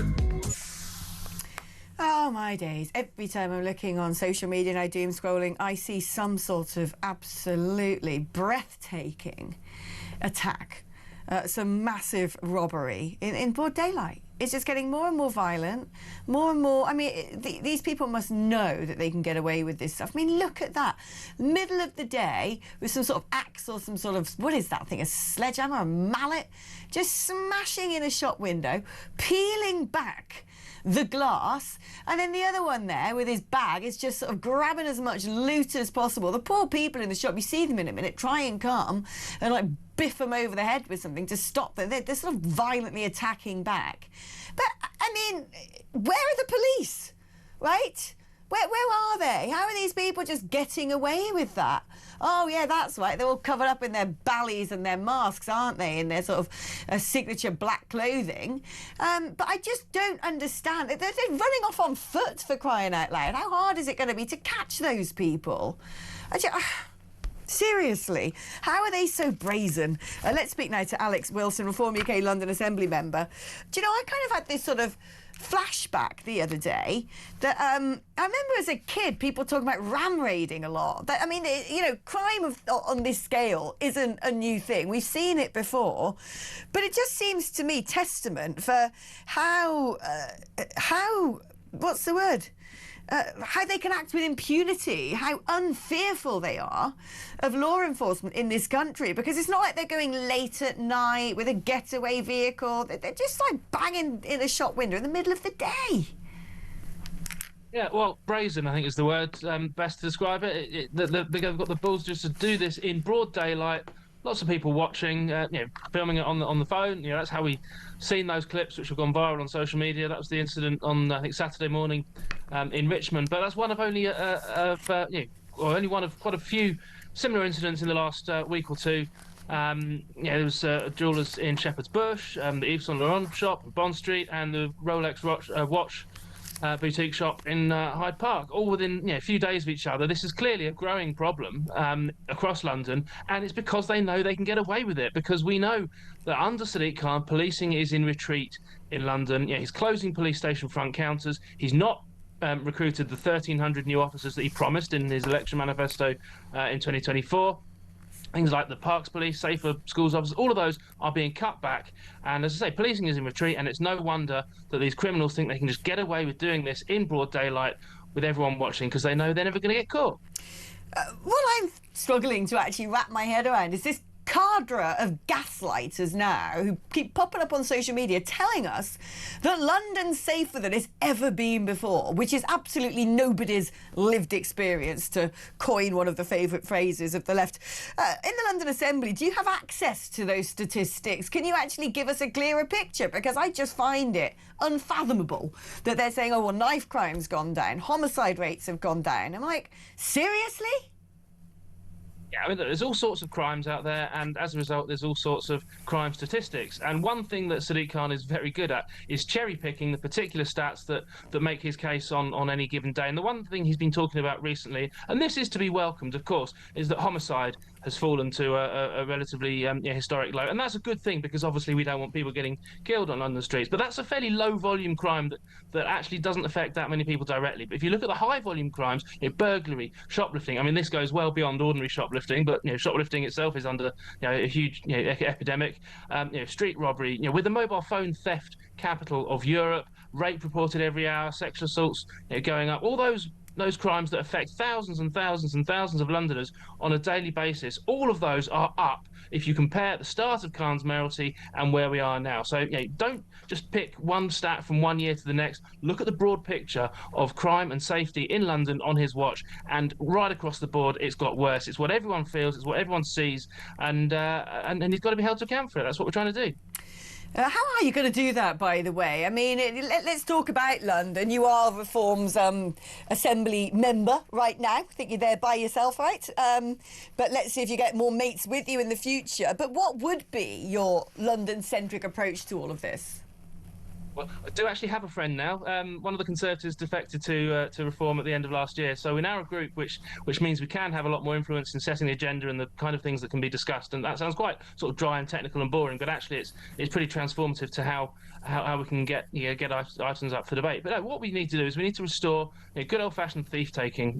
The police should be there to catch criminals, not to be social workers, and also not to be net zero zealots. They're spending £28 million over the next 3 years decarbonising the police estate while slamming the front doors of those police station front desks in the face of Londoners. It's ridiculous. Transitioning breakneck speed to electric vehicles, which don't have the range, don't have the they're just not suitable yet. The technology isn't good enough to replace the existing stock with those vehicles, and yet because Sadiq has an accelerated green target of net zero by 2030, all the constituent bodies of the Greater London Authority are having to rush, hurtling breakneck speed into this. It's absolute nonsense. I want the police to be out there on the streets catching criminals. In the last 3 years, the use of stop and search has halved in London. Now, that's a technique that I believe is very, very powerful at getting knives and other things off the streets. And it's no surprise that from 2016, when Khan became mayor, to now, knife crime is up 2/3 because he's not using that tool to get those weapons off the street. That's what we'd do differently. Good to hear it. They sound like candid plans indeed. Alex Wilson, thank you ever so much. Alex, I love Alex Wilson. Whilst he's a Reform member who I support, he's still soft and cuddly, says Sally. There you go. Alex, they have the same ram raid type attacks in Melbourne, always at police shift change time, because the unions won't let them work over or before a shift. All the crimes and the marches are coordinated. Interesting, I didn't know that. Talking of ram raids, Alex, a co-op in Plymouth was ram raided overnight with a digger for its cash point in the wall of the building. Blimey, oh, flipping Riley. Right, more of your messages, please, and some calls after the break, because as promised, it's that time we're going to roll out the red carpet for you to stand on your soapbox and deliver your thoughts to the nation. 03444 99 1000 is the number to call. It's your normal network rate, so don't be shy. You can also send me a WhatsApp on that number. 87222 is the number. If you'd like to send me a text, you've got to write the word talk before you message. I'm back to have a chat with some of you and read some of your messages after this.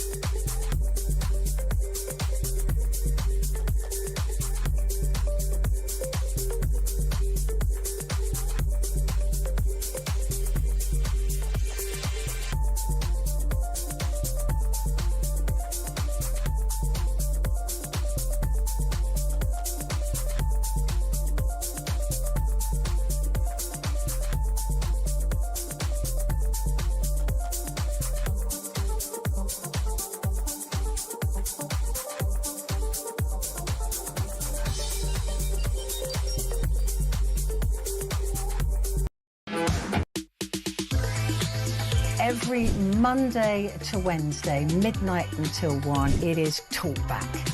Such a shortage of housing. You've got landlords, right, have taken that on board, and it's an absolute disgrace. Your stories, your opinions, it is your chance to have your say. So they're literally just being rented out as hotels, basically. Yeah, rent a load of hotels. Well, that has really shone a light for me.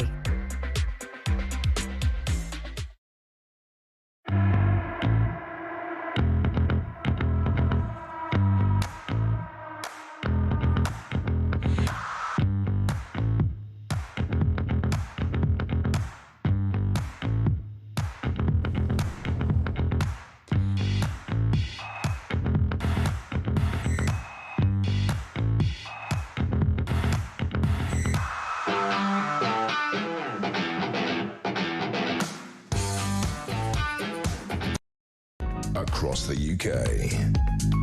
On DAB+, on YouTube, on your mobile, and on your side. This is Talk. Look what I'm doing. Road testing some new glasses on air. Yeah, these were my sort of... I went to Boots because I had my handbag snatched. See, crime in London. Had my handbag snatched, and so I had to get new glasses made up, and I just wanted the same ones I always had. And then they said, oh, you can get another pair for free if they're Boots' own frames. So I was like, all right then, like a bit like the old school NHS glasses, isn't it? You know, the weird ones. So here I am. I feel like I look like sort of, I don't know, like some sort of cross-dressing Jacob Rees-Mogg. What do you think? Too big, right? Do I look like a cartoon? Anyway, at least I can blimmin' well see, which I haven't been able to do for the last 3 weeks or so. But I don't really need them right now. I just wanted you to tell me whether they're awful or not. I think they kind of are a bit weird. There's this lovely old woman in the opticians who was saying, like, why don't you try those round ones on? They look really nice on you. So I put them on and I was like, I think I look a bit weird. But I'm a people pleaser. She was being so nice. I was like, OK, I'll get those ones. And now I'm sort of like mildly regretting my choice. But they're good. They're good seers, though. You know, big circumference there. I don't actually see the rims anywhere. So, you know, sometimes you just got to go practical, right? I'm going to take them off again because they're not reading glasses. OK, let's do some quick messages and then take a call. Alex, where have you been? I wondered where you'd gone. Why are you on in the evening? I've looked for you in the mornings and thought you must be poorly. I don't know. I never know what shifts I'm doing at the moment. It's like radio tombola. I find out on a Thursday, magical mystery tour of every single hour of the day. But at the moment, I seem to be doing this bit. So there you go. Alex, have you ever thought of giving stand-up comedy a go? I don't need to do that. I can just sit in here and make my little jokes, can't I? At least I got one fan out there. Because apparently Clint also says, you crack me up. All right, please never leave my TV screen. Well, I have to. I've got to go sleep sometimes. Let's speak quickly now to Tristan, who's in Bolton. Hi, Tristan. Hi, Alex. It's just a call about the illegal migrants and the housing situation with them. I don't think we should put them anywhere, to be honest with you. In fact, we should. We should put them in a boat and send them straight back. I mean, there's a lot of concern about, you know, these fighting age males are coming over, and, you know, there's nothing stopping them, you know, having a revolt or what have you. And we're putting them in army camps. Best place to put people to train them, isn't it? In an army Well, I camp. don't know. If the army camp has been gutted and stripped of all of its armaments, then, you know, perhaps it is sort of basic, very temporary accommodation, which is what it should be. A potential benefit of a disused army site, one might argue, is a lot of them have highly secure perimeter fences. I don't know why we don't close the gates and go, there you go. You've got enough recce space over there to, you know, run around and have some fresh air. You've got some basic bunks and a mess to go and eat in. What more do you want? You're not leaving. But the thing is, the basic thing about, I mean, I'm ex-military, so the ones that I've been in, ex-infantry, all have assault courses, all have a rifle range. You can't shut a rifle range down. You know, you've got to... Yeah, but you don't have to provide the rifles. No, but I mean, the thing is, if these people are coming over here to commit crime, these people are coming here to enforce Sharia law on us and everything like that, what's to stop them to say, right, well, let's get some hooky rifles over, because we can get them sent by ISIS, because cousin Wibble wobbles in ISIS, so let's get him to send them over. I mean, it's an extreme thing, but these are all things that we're providing for them. We're providing basis for them Well, do you know, I agree with... I certainly agree with that. I don't understand why we don't just say to these people, you came in illegally, you're being immediately sent away or put into a detention centre. You know, when they built these Nightingale hospitals and this, that and the other, they could... You know, when I look at these huge storage units in places like London, they've got huge subterranean areas down there, like multiple little mini-cities underneath our pavements. Chuck people in that, make it look a bit grim, and then soon enough they'll not want to come over because they'll be like, that wasn't what I thought was on the menu. Well, what's wrong with the prison ships as well? I mean, the prison ship that they had off wherever it was a few years ago, wasn't it? Here's a thought as well. Considering Ed Miliband is committing national self-sabotage against us by concreting over all the oil wells, perhaps we can go stick him on a derrick in the middle of the North Sea. Be like, there you go, like the weather here, do you? There's a thought. Tristan, right, I'm going to say goodbye to you now, though, my darling, because we're coming to the top of the hour that leads to the final hour. And the final hour is the weird hour, where we have some fun. So, you know what to do. Pour yourself a 3-fingered gin and tonic and strap yourselves in, because after the break, we're going to be joined by the brilliant Steve N. Allen, comedian and broadcaster, before we catch up on what's going on the other side of the pond as well. See you in a moment.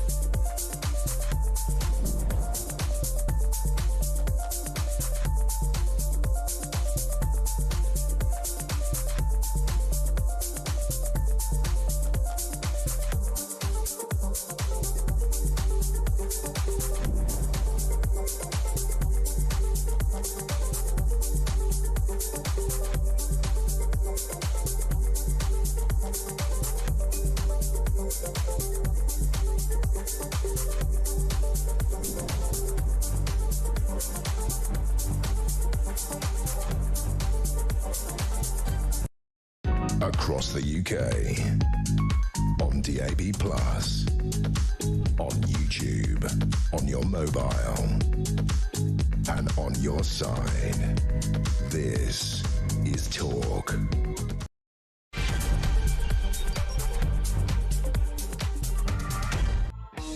But, you know, I think the jury's out when it comes to the bins. I mean, Dean has kindly put the most positive messages in the, you know, flag for presenter to read out file, where people are saying the glasses look great. Someone says it makes me look like Harry Potter's older sister. Fair enough. Those glasses looked great. And yeah, Sally says, if you hadn't said, I'd have thought they were your first choice. And Alex, the glasses look awesome. Prefer them to the old ones. All right, I still think they're a little bit, you know, odd. But they're practical, okay. But yeah, other people have said that the glasses are a bit big, a little large, but they suit me fine. And then, sorry, Alex, too big, says Sunny in Reading. Richard just said, regards. It's nice. But yeah, I don't know. I think they're... I've just cleaned them with like a Dettol cloth because they were a bit smudgy and made it worse. Anyway, I don't need them right now. It's only when I sort of have to look at things on the screen that I could do with having that little bit of extra help, given that gods didn't give me 20/20 vision. In fact, I'll tell you what, once upon a time, I was almost close to getting a free dog, but then I had them zapped with a laser, but they were so far gone, they still didn't manage to get me all the way to perfection. Right, let us talk now about the Grammys, because nothing pleases me more when you get these awards ceremonies now of seeing quite how woke and ridiculous celebs are going to get, because it's like it just becomes a woke off. And right now, haven't they all got the perfect excuse in America, because Donald Trump's actually deporting people, and so all of this sort of ICE and anti-ICE stuff, they love it, don't they? They can't wait to sink their teeth into it. Let's speak to the brilliant Steve N. Allen, comedian and broadcaster. There you are, look like a missing member of UKIP, but that backdrop. Let's have a little montage, shall we, of the woke-off that was the Grammys, first of all, and then I'm going to let you rip over it. No one is illegal on stolen land. I feel like we just need to keep fighting and speaking up and protesting, and our voices really do matter, and the people matter, and I say sorry. Congratulations, Billie Eilish. Wow. That is a Grammy that every artist wants. Almost as much as Trump wants Greenland. Which makes sense. I mean, because Epstein's island is gone, he needs a new one to hang out with Bill Clinton. So, I told you it's my last year. What are you going to do about it? I'm going to say, eyes out. We're not savage, we're not animals, we're not aliens, we are humans, and we are Americans. Well, you're not really if you've broken into a country that they're illegally. The likelihood is you're very much not American, right? Clues in the title. I mean, these people, there was one of them, I can't remember who it was, saying, you know, America's a country built on immigrants. I'm like, yeah, pretty much the British. Yeah, good point, well made. That line of, no one's illegal on stolen land. Everyone online then just posted the clips from a couple of years ago when Billie Eilish, who said that, also got a restraining order against someone who was on her property. So which one is it? You kind of have to pick, don't you? If no one can be legal on stolen land and you live in America, then surely any guy was just allowed to walk around your house. That's just the conclusion of what you're saying. It's an easy win, isn't it? If you're in front of that audience, you can just walk on there and just say, ICE, bad, Trump, bad, and you'll get cheers for it. So, I mean, the key is to not really pay attention to what a bunch of celebs who are up themselves think about stuff. That's how I try and live my life. But I'm also past it, so I've no interest in these people. I was reading the story and it was saying that Bad Bunny said things about ICE, and I was like, well, let me know what Good Bunny said, and that shows how old I am. I have absolutely no idea who most of these... the fact that Billie literally Eilish the same. is not It's a like, guy was there's shocking. some British person called Olivia Dean who's won stuff. I'm like, who's she then? Yeah. I don't know if that's my fault for not being with it. Even the phrase with it's not with it. So I think we know how old I am. That's what I've just proved. Shall we remind ourselves that beautiful moment when Ricky Gervais hosted, was it the Oscars? Oh, the Golden Globes, yeah. And gave a brilliant speech just tearing apart woke Hollywood. Let's have a look. Apple roared into the TV game with a morning show, a superb drama about the importance of dignity and doing the right thing, made by a company that runs sweatshops in China. So you say you're woke, but the companies you work for, I mean, unbelievable. Apple, Amazon, Disney. If ISIS started a streaming service, you'd call your agent, wouldn't you? So if you do win an award tonight, don't use it as a platform to make a political speech, right? You're in no position to lecture the public about anything. You know nothing about the real world. Most of you spent less time in school than Greta Thunberg. So if you win, right, come up, accept your little award, thank your agent and your God. Yes, exactly. Please. Steve, if you were given that gig, what would you be saying to them? Well, there's no way I'd be over. I wouldn't be allowed that. That's the thing. It would seem to be the pendulum swinging back. You know, you'd want to just hold the reality up. You point out Billie Eilish, the idea that, stolen land. If you actually follow all of this thing to its conclusion, you don't know which tribe fought which tribe for that land originally. That means there are very few places that could actually have the concept of someone not being allowed to be there. But it also means, by Billie Eilish's own logic, you find a nation that hasn't been invaded, then you better have some really strict immigration policies. She has to be in favour of that by her own logic. So, I mean, there's no point holding a mirror up to it, is there really? The key is just to realise that all they're doing is it is virtue signalling. They're shouting out to their audience. That thing that you're too young to really have any understanding of, that, I agree with you. You know, to get the kind of people who buy music probably aren't of the correct age to have a good understanding of what it's like to own a place, try and raise a family, and understand what the real world's like. But the other thing is, to realise that actually around 50% of the population disagree with their narcissistic performative sentiments. That's what I don't understand. Why not just zip it, do your music, do your little bit of acting, whatever it is, count the cash, go home, live a nice life? I don't know why we've ended up in this place. I mean, look, we know that Hollywood and musicians have always leaned in a certain way, and that's kind of fine. You do whatever you want. You know, Joni Mitchell can moan about parking, which actually that just goes to show she doesn't know how difficult it is to park. Tear down some trees, put up some parking lots. I've reached that age where I'm in favour of that, actually. Parking is a nightmare. But, your entertainment industries have always been leaned that way. But now it's the loudest noise. Some of them you don't even get to hear the music. The music is half AI, half computer generated with auto-tune up the wazoo. The only thing they seem to ever do is just emit their emotional attachment to news stories. I remember the days, and again, this will make me feel old, when I didn't need to know the political persuasions of the people who make the ice cream that I eat.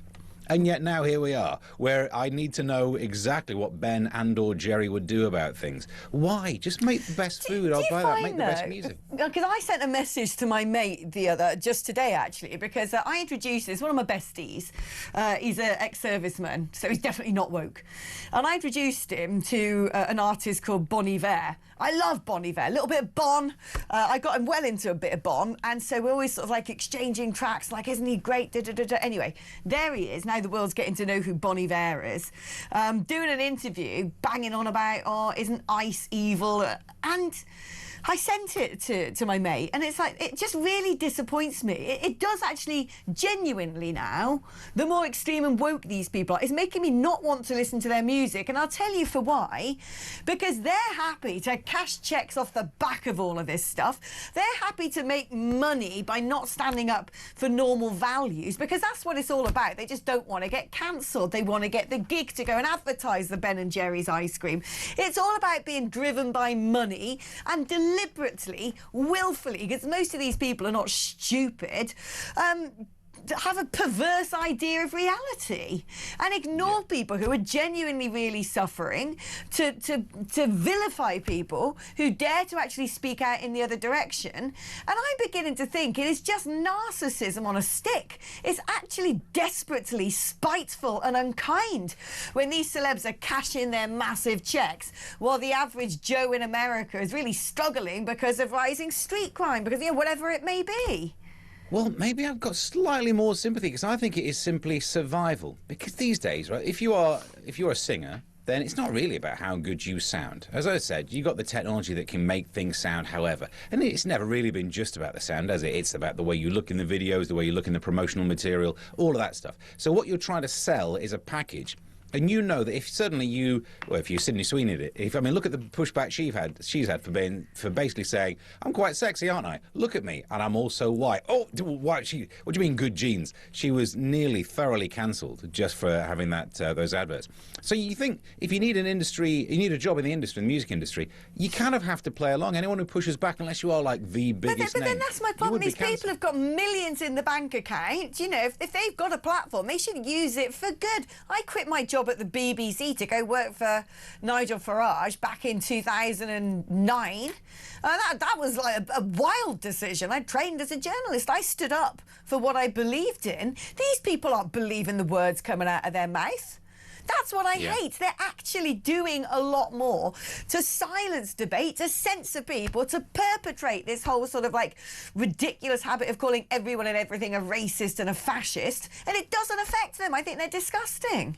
It's almost like the bystander effect, isn't it? They know that that everyone else is going to push in that direction, so if you just go along with it, then there'll be some sort of outcome that's okay with you. They fear it. Look, I know what you mean, millions in the bank, you then have the freedom to go with your principles. Their principles aren't bigger than the next million. I think that's what's happening. Yeah. They've got a career that they don't want to end. And they never got into it to change the world. They got into it to be a singer. And then the tide is moving, the flow is in that direction. I don't think a lot of them have the wherewithal to stop, stand still, take a look around, and then make their stand. So you got your Ricky Gervais and you've got your Sydney Sweeney, and that's basically the only two, isn't it? I'm sure there's some country music star who said something a bit right wing, but other than that, that's probably it.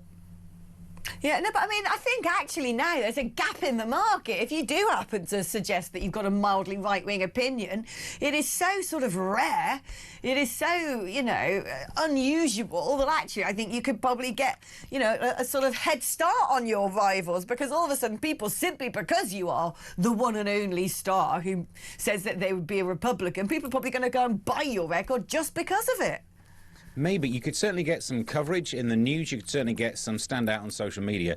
Do you get booked by the venues? In the world of stand-up comedy, there are right-leaning comedians who just have the venues pulled from their tour. Yeah, I'm not right-leaning. I'm willing to turn up and just talk sense about stories, but I'm not a natural right-winger or a left-winger, really. I'm just annoying. But even I've had times when there was a room in an Edinburgh show which I nearly didn't get because someone knew I worked on some of these media platforms that were a bit right-wing. So that's silencing. That's cancel culture, isn't it? Like, you're not even allowed to turn up to a place that might voice a dissenting opinion, whether you do or not. But that's the thing. These people, with all the billions who are at the Grammys and at the Oscars, are the ones who's making it even more difficult for you. That's my argument. Talking about right-wing comedians, and I don't even know if Graham Linehan considers himself right-wing or not, but he's going to go over to the US to address Congress over threats to free speech. Good on him. Yeah, I mean, I've gigged with him not that long ago, actually, when he was... the trip before the one he was arrested on. We did a gig together, and, yeah, I don't know if he probably doesn't think he's right-wing on all issues, but he's talking about this very serious issue, but I think he's slightly wrong on this. He said that Keir Starmer is ruining free speech and nothing will be fixed until he's gone, and he's half right on that. The trouble is, when Keir Starmer goes, it won't get fixed. I think the problem is deeper than that, because, yeah, sure, you get your Lucy Connolly stories, you get that, which makes you think we are living in a weird time. If you tweet something, you can end up in prison. What a ridiculous sentence. It didn't start when Labour got in, though. We need to admit this is a bigger social problem, because the Online and Safety Act, that was like 2014 or something, the first noise of that, and it was passed in 2023, 2022, one of that. The Tories, when they were in, they managed to move some policy that meant we don't quite have the right to protest that we did before. So this has been, not just in the last few years, this has been a long creep, but it's very bad now. Was it 2024? There's the... I can't remember the name of the survey, but there's an international study about how open a country is. We went from open to somewhat limited or something. We are slightly more restricted in our free speech, and that's been measured by like international independent bodies. Yeah, I keep seeing these sort of tables online that we top the tables, apparently, of chucking people into prison over things they put on social media. I don't know if it's true or not. No, well, the standing we had in that international study dropped because of it. And it should. What a ridiculous sentence. I still can't believe I live in the world where you get to say, well, the people who were put in prison because of the thing they put on Twitter. Twitter was where you just used to post about the tea that you'd had. Do you remember when it launched? The microblogging site, and now getting banged up for it. Ridiculous. But we know it's ridiculous. He's right that it's bad, but I think it's a bigger problem. Society's had this creep. It's not just been Starmer got in and all of a sudden we were afraid. We were afraid before. You couldn't voice your opinions without fear. Oh, yeah, you're right. It's been going on for ages, and you leave these things unchecked, and don't they half grow? Right, let's take a little break there. Don't go anywhere, Steve, because when we come back, we're going to be looking at some of the more mad things said by various people recently, including the comedian John Bishop. That's after this.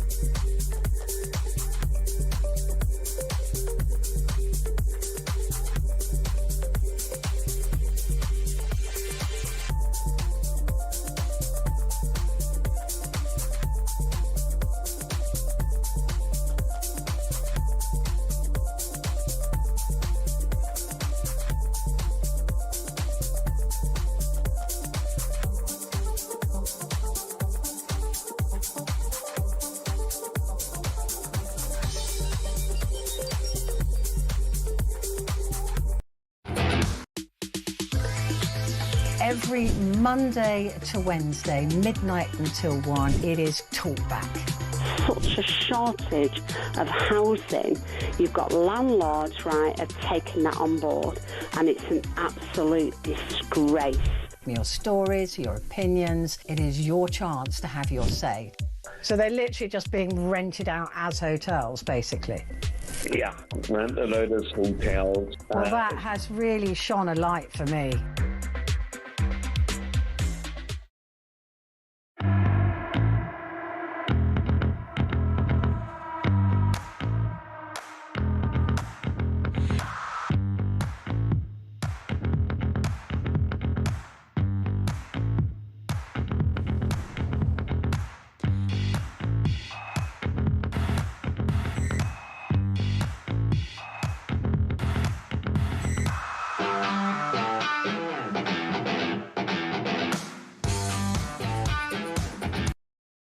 Across the UK, on DAB+, on YouTube, on your mobile, and on your side. This is Talk. I mean, they're just all at it, can't they? They can't help themselves. They do an interview and out comes the politics. And they think they've been ever so smart and clever, and the rest of us are just looking at them going, you what? This was Liverpudlian comedian John Bishop speaking on Absolute Radio last Thursday about why we should now be boycotting the Football World Cup. My feeling boycott it. Really? Honestly, I think the World Cup was a joke. I think FIFA giving Donald Trump a big rosette and a peace prize has undermined everything that football's about. I think the fact that it's being played in a country that's threatening not to give visas to the players, to the staff, to the fans, I think it's ridiculous. I think it's a complete embarrassment. That wasn't the answer. It's not exactly 3 lines on your chest. But it is. I think the World Cup is now a joke. I don't think I'll be giving it any time. It's really undermine what football's all about. I mean, the thing is, if you go down this route, Steve, you end up having to boycott absolutely blimmin' everything, don't you? Oh, let's boycott the Rugby World Cup because South Africa are playing and they're doing some pretty scary things down there. Oh, let's boycott the Cricket World Cup because some of those countries have anti-homosexuality legislation. I mean, this is the point. If you start being puritanical when it comes to sport and politicising it, there'll be no sport left that passes anybody's tests. Yeah, it's purity politics, isn't it? And this is why you should keep sport and politics separate, because if you don't, the start of the matches is 5 hours of different, kneeling and messages and whatever. Keep your sport as a sport, keep your art as an art, keep your politics as a politics. If you want to talk about politics, there's the whole arena for it. It's called politics, so you really could do it. However, I tell you what, in one way, I do agree with him. I've got some good news for John Bishop. I shall be boycotting the World Cup. Thank you. It's because I don't like football, and so I boycott it every single time, in a sense. And it's fascinating because normally, as a bloke who doesn't like football, who looks like he probably should, there's a conversation I don't get to bond with other men. During the Qatar World Cup, all of a sudden I was a conscientious objector. During the Women's World Cup, what a misogynist I am. So it's really difficult to try and sway this one through, but it turns out I'm some sort of anti-Trumper now, because I won't be going to America to try and pay thousands of pounds to watch people play a sport I don't like. I bet you, though, cometh the hour, John Bishop will be all over it cheering on England, because he'd look like a right muppet if he wasn't, especially if we got through to the final. Yeah. Here's another woke ridiculousness. Harry Potter TV show's Dumbledore actor John Lithgow, me neither, swipes at J.K. Rowling's ironic and inexplicable views on trans women and insists she's not really involved in the series at all. All these people, like, I'm sure if I saw John Lithgow's mug, I might actually go, oh, yeah, that guy, I've seen him in stuff. I mean, I don't really watch TV anyway. But why is it they all have to use the platform that she essentially gave to them for sort of like international celebrity to have a go at her? And why does she find J.K. Rowling's views on trans women inexplicable? John, mate, we don't want men in Fox to come into the toilets because it's creepy. It's the same thing about Ben and Jerry and the thorough details I know about what my ice cream thinks of stuff. It'd be nice if you just do the role and not have to, align or disalign with. Just do the job. In some ways, it's because of all the pressure. So he announced that he was going to be part of this TV spin-off or film spin-off. I don't know what it is. I'm not a Harry Potter person, not football or Potter. Basically, I've got no ways of bonding with anyone. But you shouldn't need to let us know, because John Lithgow, you would recognise him. He's been in some big films. He was certainly in the sitcom Third Rock from the Sun. Now, I'll tell you what. In this TV thing, apparently J.K. Rowling is the executive producer. On Third Rock from the Sun, the executive producer, I have no idea whether he agrees with them or not, because you don't normally have to list it, do you? You don't have to go through everyone who's in the credits list and say, agree with them, don't agree with them, love what they did, totally hate this. Just do the job. But it's the fans that's the problem, and this is why I've got more sympathy for John Lithgow. Because the fans are the same people who would be saying that cancel culture doesn't exist. The people who disagree with J.K. Rowling would say cancel culture doesn't exist. And why they're doing that, tweeting at everyone involved in this project saying, don't you dare ever work with her. What? See, no one's ever allowed to work on any project she's linked to, and you don't think that would be a cancellation. Obviously, she's trousered enough money to ride this storm out. But that's the hypocrisy of people say, well, how dare people talk about cancel culture? It doesn't exist, and she should never work again. But the other thing is, I don't understand, when I look back on this, I mean, about 5 years ago, no one was suggesting that a man could be a woman. Like, nobody, really. And if it suddenly became a thing that was said, you'd imagine that most people would go, that's a bit cray. What are you talking about? You got that old, Derek over there with his girt beard can't just be wandering down the brownie guy's camp and snuggling up in a sleeping bag next to the little girls. That's perverse. And yet somehow, I don't know, it's just got wholesale adopted, and people like old Lithgow, who you'd imagine isn't that dense because he's able to remember some lines and speak them to a credible degree. I don't understand how these people got so brainwashed. And it's, yes, the brainwashing, but also the pretense that they've always thought this. That's the real secret here. This is a full, the biggest trick the devil ever played thing. The fact that people now make it seem as if 20 years ago, if you'd have asked them on this, they would have had the opinion they have now. Look, if you thoroughly agree with your modern day opinion, yeah, but have the sense of self-awareness to be like, oh, now I think this because I've, my mind has been changed. But they act as if they were born presuming this quite difficult to get your head around separation between sex and gender as some sort of nuanced thing that you're like, hey, what's going on? I grew up knowing that the word gender was just a word that we were given because it was a bit naughty to put sex on a form because everyone would do the same joke about go on then. So that's why they changed it. And apparently now it's not. It's two different separate things. That was not how it was. Why do we have to pretend that it was always that way? It's crazy. It's so mad. You suddenly realise, this is how they all went along with that crazy stuff in Nazi Germany. I mean, when you see people just adopting madness and not questioning it. And talking about Harry Potter, what's his face? Daniel Radcliffe, when he sort of first came, out of doing the Harry Potter films and tried to sort of make a mark in his own career, didn't he go on stage and get his wang out?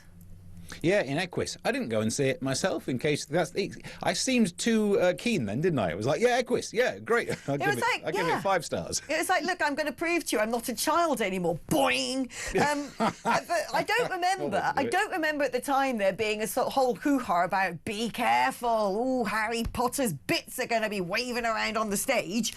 And yet here's a ridiculous story about theatre bosses in Cardiff, and they've had to issue a trigger warning about on-stage nudity. But the thing that's nude is a 2-foot-tall cloth puppet. And not only that, it's got no eyes, it's got no mouth, nor does it even have any genitalia. So how would you even know that thing's nude? What is this? What is going on?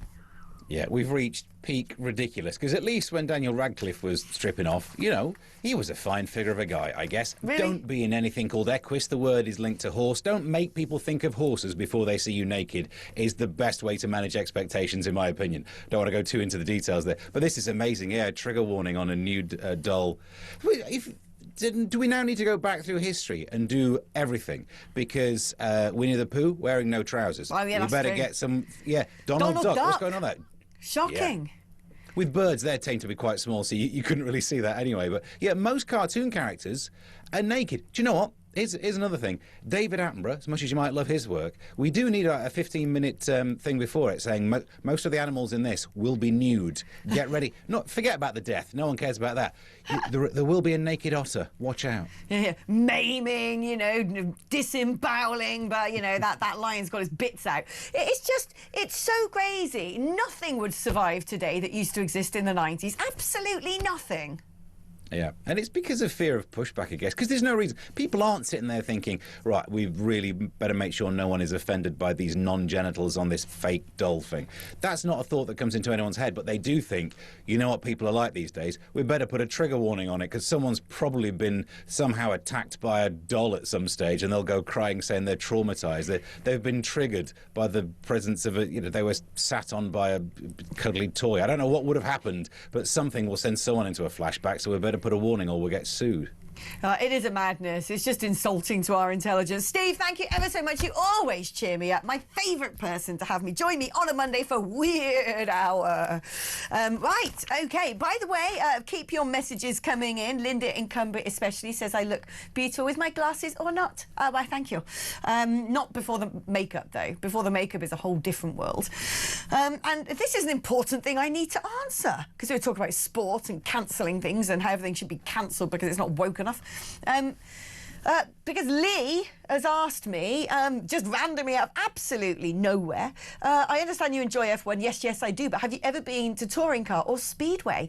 Touring cars I did used to go to from time to time, but that was back in the day with James Thompson. He was my favourite driver back in the day. You had Jason Plato. Did he become the Stig, or was that just rumours?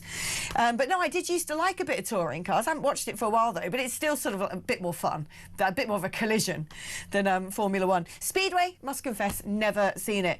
But once upon a time, if it had four wheels and it went fast, I was there. I loved it. The World Rally Championship, all of it. I used to get my parents up crack of dawn to drive down to Cheltenham Racecourse to watch all the cars depart when the World Rally Championship started there. These days, it's just the F1 I watch, though, because I just don't have enough hours in my life, and that's coming soon. Come on. Not many more weeks to go. I cannot wait. I love Formula One. There's a real risk of death and maiming, fossil fuels, ridiculous, offensive amounts of money being spent. Oh, they've got rid of the grid girls, but you still got the sort of like the BCUs, the close-ups on that hot bird with her Monaco sunglasses on. It's proper stuff. I'd actually bring back the grid girls, quite frankly. It was all the more fun when they were around. I'd bring back James Hunt. Right, OK, let's take a short break now. When we come back, we're joined by the excellent Greg Swenson to get us updated on everything happening across the pond.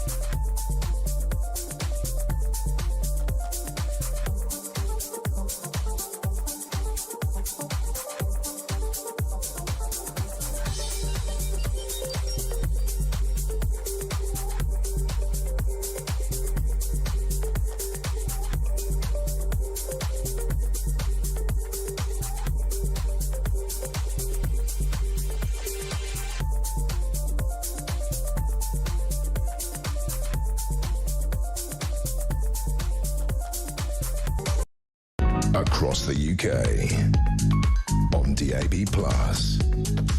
on YouTube, on your mobile, and on your side. This is Talk. All right there, welcome back. Snooker players' glasses, says Pete. I kind of agree with that. They do look a bit like I should be hitting some balls with a cue. Everyone's messaging about the reverberation of the audio in some of our videos. Apologies for that. I don't know what went on there. I'm not the techie one, but hopefully whatever it was is gone. It's life, isn't it? Computers, tech always does mad things when you least expect it. Someone said to me, why do you say gone full Tonto? What does it mean? I don't actually know, to be honest. Is it an Americanism? Shall we find out by speaking to Greg Swenson, Chair of Republicans Overseas? Hi, Greg. How are you doing? Well, where is Greg? Got to speak to myself then. All right, blimey. There I was. Oh, there he is. I was tempting fate by saying, you know, tech always has its issues. And I was like, hi, Greg, and where were you? There you are, though. Pleased to see. There we go. Looking very handsome as always. It's saying something's gone Tonto, an Americanism. Yes, it has to be, because Tonto was a character in a Western, you know, like a cowboy Western thing, and I can't remember now. So, you know, shame on me. Lone Ranger? Yeah, it was the Lone Ranger, and his sidekick was Tonto. So I don't know what the connection is. That's homework tonight. Yeah, do Alex. people actually say that in America, though? Something's gone absolutely Tonto, or is that, I don't know. No, I don't hear it that often. But I do. I've heard it at least once, because I recognize the phrase, but I just don't remember what it connotes. Yeah, no, there's another one that people say, so, oh, it's going to go absolutely postal. I don't know what that means either. That's kind of an unpleasant reference to maybe 20 or so years ago, when a couple of crazies would walk into a post office and start firing. So, yeah, it was, you know, one of those mass shootings. So not tasteful, but I get the joke. I mean, not so great. Oh, well, there you go. We're not politically correct here, are we? No, it's offensive, but it's refreshing, you know. And if someone is acting like a real idiot, then sure, you know, you can say they went postal. And now, talking about getting upset, Donald Trump has threatened, apparently, to sue Trevor Noah over the Epstein joke at the Grammys. I mean, I don't know. I just sort of feel like, why bother? Yeah, I think that, you know, the president is litigious, and sometimes, you know, his lawsuits have great merit, and I'm glad that he, you know, punches back when necessary. But I'm not sure that, you know, some sort of taunt at you know, an award show is worth it. You know, plus, you know, we're all for free speech. So if you want to say obnoxious things about the president, you know, you might not be popular in some circles, but you have every right to say it. What's going on with this Epstein stuff and Trump? Because I've been trying to stay abreast of all of it over the course of the weekend and, you know, get on top of all the releases. And it was like, well, Donald Trump, ooh, Donald Trump. And yet I haven't really read anything about him. So, and I just know that if there was evidence saying that Donald Trump was on that island cavorting with scantily clad teenagers, it would be the front page story of every single publication. So what is it he's supposedly done? Really nothing. There's nothing new. And as we all know, if there was anything in the Epstein files that would be damaging to the president, it would have come out in October of 2024. I mean, the Democrats controlled the information. They would have either leaked it or released it. They did everything else possible to destroy President Trump. Do you think they would have filed all those ridiculous lawsuits and indictments and tried to kill him, and then they held back on the Epstein files? It's completely absurd to think there's anything in there. You know, 3.5 million pages, and, you know, you have some there were a couple of notes which were just emails between the prosecutors going over evidence, and they said, yeah, that someone said Trump did this or Trump did that, but they're not credible and we don't believe it, and so we're not following up on this stuff. It's ridiculous. So that's it. But there was stuff like that about a lot of people too.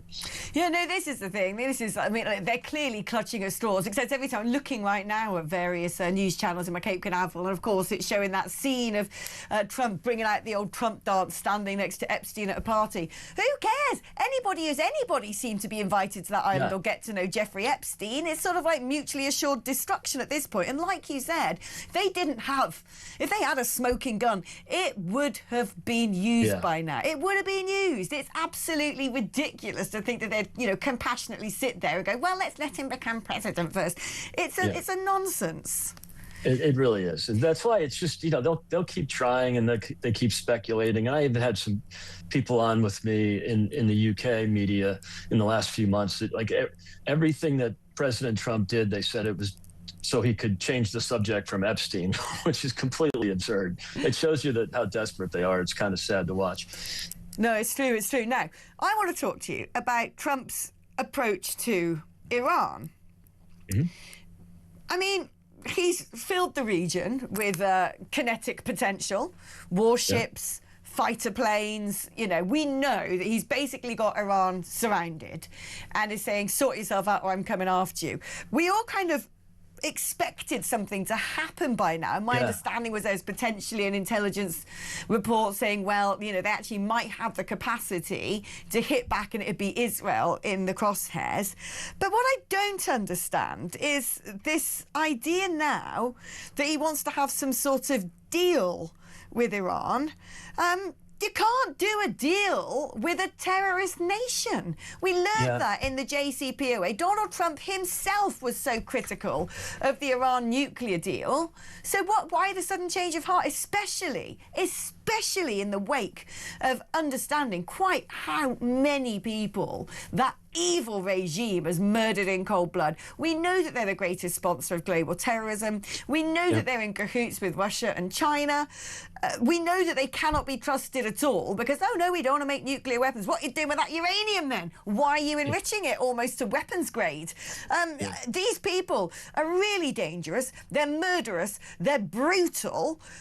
And yet I would have imagined that if Trump had wanted to take them down, surely America would have been able to. I don't understand this change of position.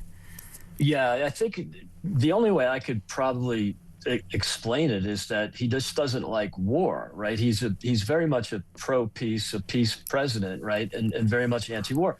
So he doesn't want to get into something that he'll regret. Now, it didn't stop him from bombing the nuclear facilities, and he did that with like almost perfect execution. It didn't stop him from killing Soleimani back in early 2020 because he misbehaved and he felt that was important to do. So he's not afraid to use military force, but he wants to do it very tactically. And this regime, there's a lot of people have a really bad taste in their mouth about regime change, right? And so it's one thing to destroy their nuclear capabilities to protect people, especially countries in the region, and it's another thing to take out a nut job like Soleimani, who had killed Americans and killed Brits for 20 years, either directly or through their proxy groups. And so, there is merit to that.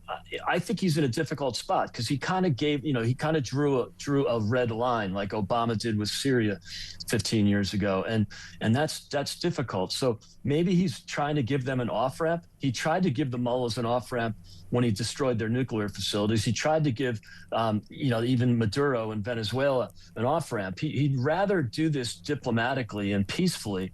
And when forced, he will use force, and we will win. I don't think there's they don't have much capability to defend themselves against the American military force. It's they were virtually useless when we bombed their nuclear facility, and I think the Israelis did really took care of business before that execution. So, I don't know what's going to happen. I just think he's would rather do it with some sort of a deal. And you're right, Alex. They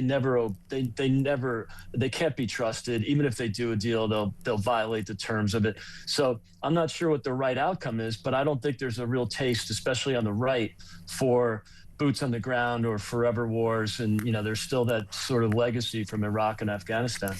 Yeah, I mean, this is my concern, actually, that they have weighed up what would happen as a result of a military intervention and decided that the cost may be too high. And that quite concerns me because it means that Iran's got greater capabilities than perhaps first thought, that they wouldn't. Because before, where they've retaliated or, they've sort of done a bit of theatre, really. Oh, we're going to chuck over a few ballistic ballistics and rockets that they knew would be intercepted. Although actually saying that when I was in Israel, they were like, oh, you know, it only takes one of them to hit and it's a mass casualty event. Just America. I mean, they fired 300 missiles at Israel 2 years ago, and none have been landed. But you're right. All that you have to have is one, and I think the retaliation would surely be against Israel. You know, it's a real tough one. Nobody wants to start some big conflict. The left and the media will go berserk if he does this.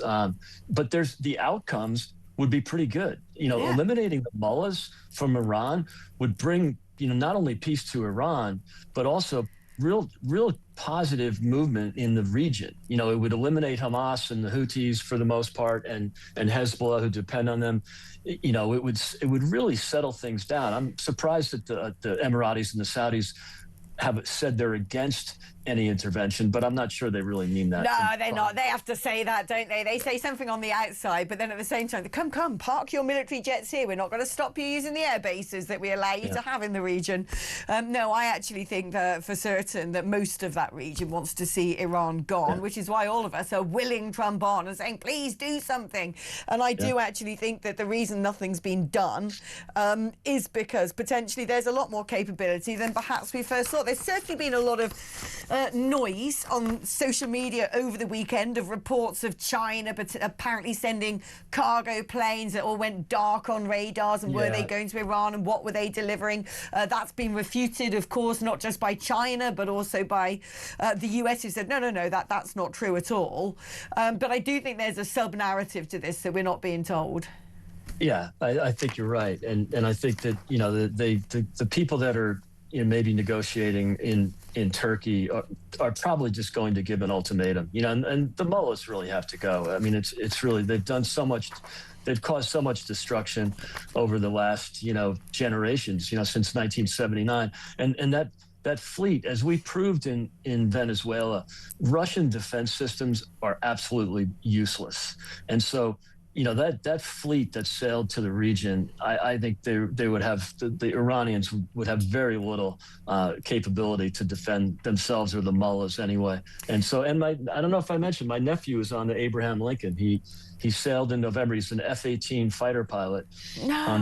And he sailed his F-18 onto the Lincoln back in San Diego. They were sailing to the South China Sea for 9 months, and they were just diverted a few weeks ago. So they're in right near Oman right now. Oh wow! I mean, that's super cool, by the way. You know, I love a bit of a fighter aircraft. That's such a great thing. So proud of your nephew. How wonderful. Someone's message say that tonto means fool in Spanish, apparently. So I don't know whether that's where it comes from. I'm gonna have to Google this during the advert break, because I just pick things up and I repeat them. And sometimes I don't know the etymology, and I love to know it. Greg, thank you ever so much for joining us. Well, there is the brilliant Greg Swenson. You know him by now if you're a regular listener. Right, now, after the break, it is time for your calls. It is time for your messages, and it is the last opportunity to do so. So roll up. 03444 991 1000 is the number to dial if you want to have a chat with me. I'd love to speak to someone who's not called in before. I will be oh so gentle and really nice. Seriously, I play nice. So there you go, 03444 991 1000. It's your normal network rate. Come on, don't be shy. You can use that to send me a WhatsApp, or 87222 on the text line. Talk before you send your message. We are taking a little break now before we steamroll our way into the final chunk of this evening. So please do stay tuned. Back after this.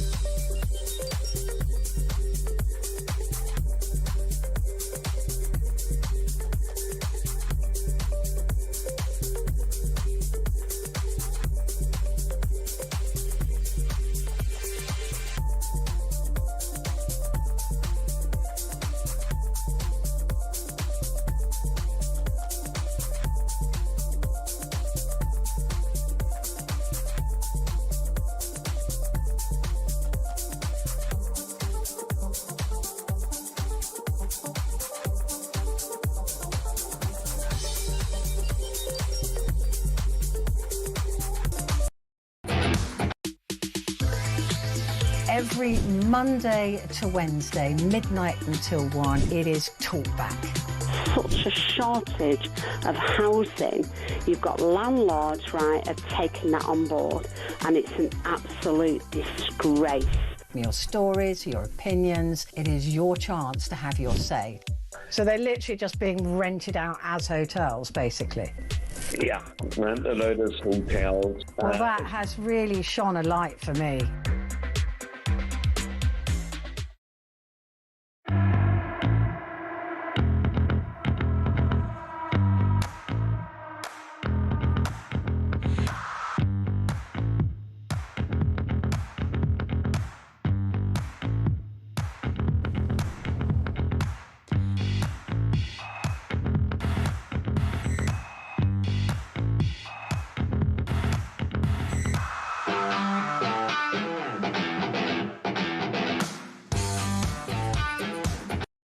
Across the UK, on DAB+, on YouTube, on your mobile, and on your side. This is Talk.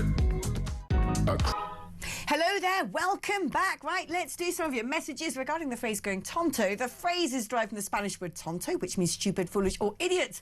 Tonto, Lone Ranger, while the name of the famous sidekick is often associated with the Spanish word, it was actually derived from the name of a Native American tribe, Western Apache, or the Tonto Basin in Arizona, where tonto is thought to have meant wild one. There you go. I love learning stuff. Thank you ever so much for that. Linda says, when are you on next? I will tune in. Well, same time tomorrow, right? All week, actually, 7 till 10. Looking forward to your company, Linda. Thank you ever so much. And Pete says, surely you aren't turning into a canceller, Alex. You never, ever read my messages out. Well, here is a secret. I get loads and loads and loads of messages, and it's my little team of minions there behind the glass who filter them for me, because otherwise it's just too much for one little girl to do by herself. Sometimes I poke my eyes in there, dig around, rummage amongst the things myself, but by and large, they are hand-selected by my excellent production team. All right, let's do some calls and begin by speaking to Carl, who's in Liverpool. Hi, Carl. Hi, Alex. You all right? All right, my love. How are you doing? I'm all right, thank you very much. All right, what is on your mind? Yeah, it was just the whole Epstein, Andrew, and Lord Mandelson thing. I think if I would ask my mum for £10 million, she'd ask where I got it, what I needed it for, and who am I giving it to, type of thing. It's the whole thing kind of stinks a little bit. I hope to God that the Queen didn't know much about it, but it's just to pay someone you didn't know £10 million. And say you'd never met them, or that just screams guilt. I think we should concentrate on that, because the more this carries on, and the less, and in that time they don't actually come forward and just go to Congress and give evidence or whatever it is they need to do, and just be honest and open about it. The worse it gets for them, and the worse they look. Yeah, I mean, the thing is, though, do you blame the rest of them, though, or do you just think he is one bad, rotten apple? As in, you mean the royal family, or just him himself, Andrew himself? Yeah, I mean, because the way I look at this is you can't pick your relatives, can you? You just can't. And I don't really think it's sort of the British way to blame other people in the family for something that one person's done. He's clearly a really unpleasant human being. That doesn't make the rest of them the same. Absolutely not, but his a strange wife also looks a wrong one as well, I think. He is an absolute. He is a wrong un, Andrew, and so is Mandelson, and obviously Epstein's not here to answer. But yeah, they're just bad people, and there's a whole host of them that you can't name because there's celebrities, politicians, and everyone else. But I find it a bit strange that Epstein was in prison. Obviously, he's not here, and then you've got Ghislaine Maxwell. But then there's so many other people that are involved, and yet no one's been. I know, yeah, all the other people who... I mean, look, I'm sorry, if you went to that island, you probably saw some of what was going on there. Of course, and this is the thing, Alex. We live in a world now where, obviously, we can get things just by picking our phones up and looking on Twitter, etc. So, these people know I mean, he was filming them, for God's sake. What would he thinking was going on?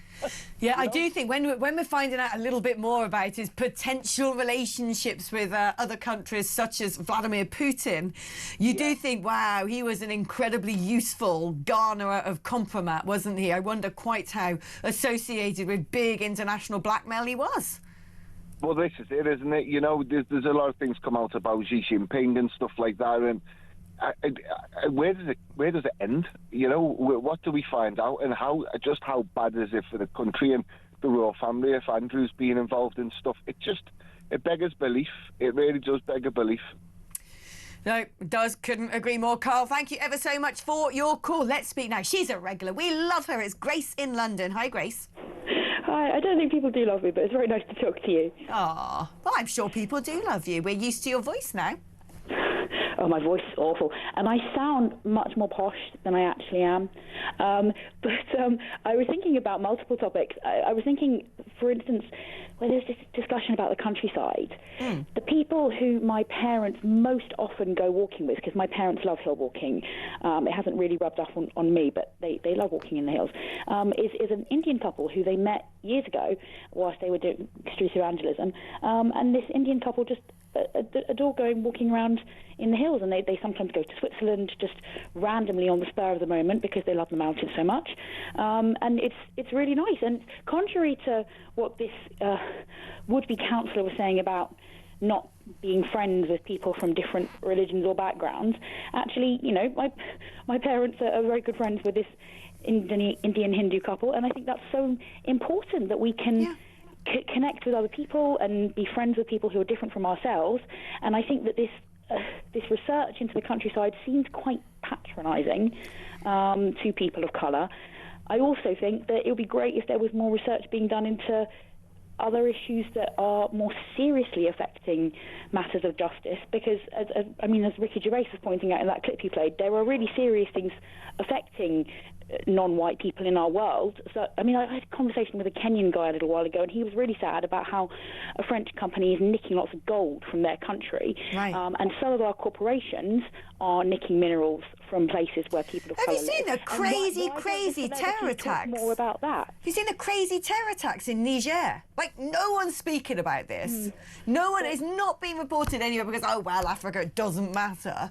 But ISIS launched this massive attack against the international airport in the army, the capital city, and the video of it is utterly terrifying. And yet, no point talking about it. Oh, it's just somewhere in Africa, which I just think is utterly ridiculous. I mean, there does seem to be this sort of constant blackout of news if it doesn't involve Israel. It continually really upsets me that some of the people in our world who are facing the worst suffering and injustices just get ignored by our media. Our media will focus largely on just one or two crises and various celebrities, and then all the celebrities who are talking about social justice issues, they talk about the social justice issues that everyone else is already talking about. I get that they have concerns about Gaza and about ISIS. I'm not disagreeing with them about those things, but everyone's already talking about those things. So why don't they use their platforms to talk about people in the Congo who are being brutally exploited for minerals so that we can have our devices? Why don't they talk about the Uyghurs? Why don't they talk about modern-day slavery? Exactly, brutally exploited by our good mates China, who we go and sniffing around asking for a trade deal. Grace, we might be able to sell them some whiskey, so that's all good, isn't it? Oh, yeah, that makes it all better. Grace, thank you ever so much, my darling. Always good to catch up. Let's squeeze in a bit of Karen in Bournemouth. Hi, Karen. Hi, Alex. How you doing? I'm good. How are you, my love? I'm good, thanks, yeah. It's about Keir Starmer. And I think he's actually complicit in treason. And he's very good at deflection. When you know, like there was the lady this morning, the guy got sentenced to 29 years. Right. And he deflects by saying, oh, we've got to make the countryside more black or more... Oh, I see what you mean. Yeah, no, I mean, that is the way that it works in politics. You know, as soon as there's a negative news story, look over here, let's try and sort of, you know, distract you from this by focusing your attention on this instead. But, you know, I do think... eventually this funny little cartel, I say funny, that's not really, let's do a lot of heavy lifting, that word, this cartel of barristers, human rights lawyers, with a pretty frightening track record, not saying that their work was illegal, but it is interesting the sort of cases that this little group of men constantly were picking. I just think that at some point someone's going to have to really investigate this stuff. Well, yeah, I mean, why isn't he investigating the Ahmed Yaqub and things, and all those people that were inciting violence on the Israeli?